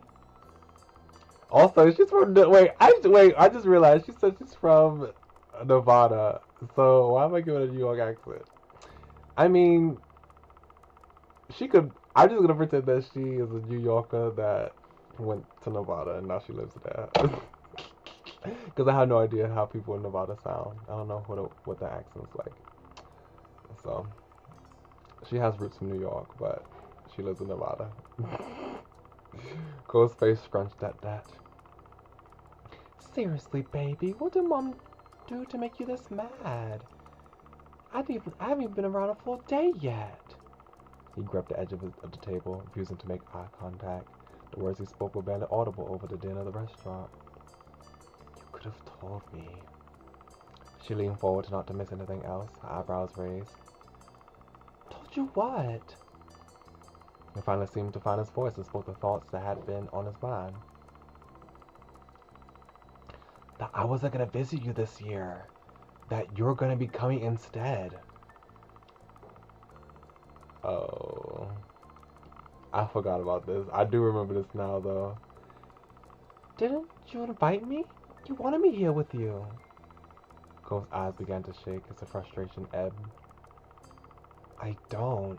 I do want to be around. I do want you to be around. But I didn't know it would be like this. It's not the same and nobody said anything. Oh. I forgot that Mr. Holden is the one who arranged everything on false premises. Her expression grew tense. She threaded her fingers together and placed her hands in front of her on the table. We've both been gifted another Clifford surprise. Referring to that as a Clifford surprise almost caused you and Cove to crack a smile. You also had no idea his name wasn't just Cliff. Over 5 years, nobody ever called him Clifford until now. She moved her hair out, not letting go of a stern look. The more things change, the more they stay the same. They let out identical sighs, but smiled weakly at one another afterwards. I can go home, Cove. We can still set up a normal trip at my place before the summer ends. Cove's lips tightly close together. He seriously pondered the option. I I think I do want you to stay. I miss it when you're not there. My heart. She reached across the gap, grabbed his face, and planted a kiss on his cheek. Cole tried to wiggle away. Mom, stop. I'm sorry. Sweet young men need to be snooched by their parents. If I don't, they'll take my take away my mom license. Kara was completely enthused by Cole's admission, though a tone of seriousness did return to her voice when the conversation continued. Do you want to talk to your dad too? Oh, that was kind of... Yeah, that was... Okay! Calm down. Cole had snapped that word instantly, but reeled his annoyance back in just as quickly. Maybe later. Not today. I understand. We can shelve it. Thanks, Mom. Thank you for talking to me, little mister. She grinned affectionately at him before turning your way. And thank you, Pascal. Huh? What did I do? It's easy to act like a baby with your mom. It's hard to keep that up with your neighbor. It's easy to act like a baby with your mom. It's harder to keep that up with your neighbor watching everything. Especially when they really care about what the neighbor thinks, what said neighbor thinks of you. She winked. Mama! She ruffled his hair with a laugh and moved her hand down to tap the end of his nose. And that's how the issue was resolved, at least between Cole and his mom. When the three of you left the restaurant, Kira had paid the bill. You walked back to your neighborhood slowly. You had eaten so much that by the time you were beginning to feel sleepy, it didn't help that lunch had happened late and the sun was already beginning to descend from the sky. Oh my gosh, I forgot about this. I mean, I kind of did, but I kind of did not. I knew his hairstyle changed, but look at these curls. Oh my gosh, it's so funny. But eventually you reached your street. Someone was there to greet your group upon arrival. Maybe not the best time, Mr. Holden. Welcome back, family. And Pascal, too. Cliff? Dad. The two walked past him into the condo without sparing another word. Despite the summer heat, the shoulders were cold. Uh-oh, I'm in trouble. He rubbed the back of his neck with a crooked smile, when his eyes were soft as he looked on after them. He's so much like his mom, don't you think? He gave a vague nod, not sure what he was exactly expecting you to do. He nodded back, far more energetically. Okay. Have a nice night, Pascal. You too, Mr. Holden. With that, Cole's dad disappeared to join the others inside. It was your turn to go home now. Summer hadn't started off at all the way you had imagined it would have, though it turned out to set the tone well. Having Kara in the neighborhood was a new experience, for not only you and Cole, but also both your families, and a dull moment was rarely had.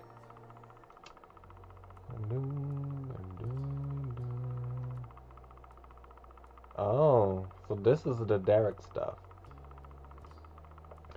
Thank you for purchasing Derek's DLC. Here you can play 5 new moments centered around Derek. It also has a special epilogue in step 4. To unlock it, you need to fulfill these conditions. Play all of 5. Yeah, that's how it is. Play all of 5 of the Derek's DLC's moments. Completing the soiree with Cove or by going alone is alright, as long as you finish the moment. Choose to remain in touch with Derek during step 3. Then you will have the option to play Derek's epilogue during step 4. You only have one epilogue per playthrough. You can make another save on the epilogue selection page to reload it there and pick another later. Derek's DLC can be a friendship or a romance story. Okay, so this is his. Okay, we'll be all Cove this playthrough.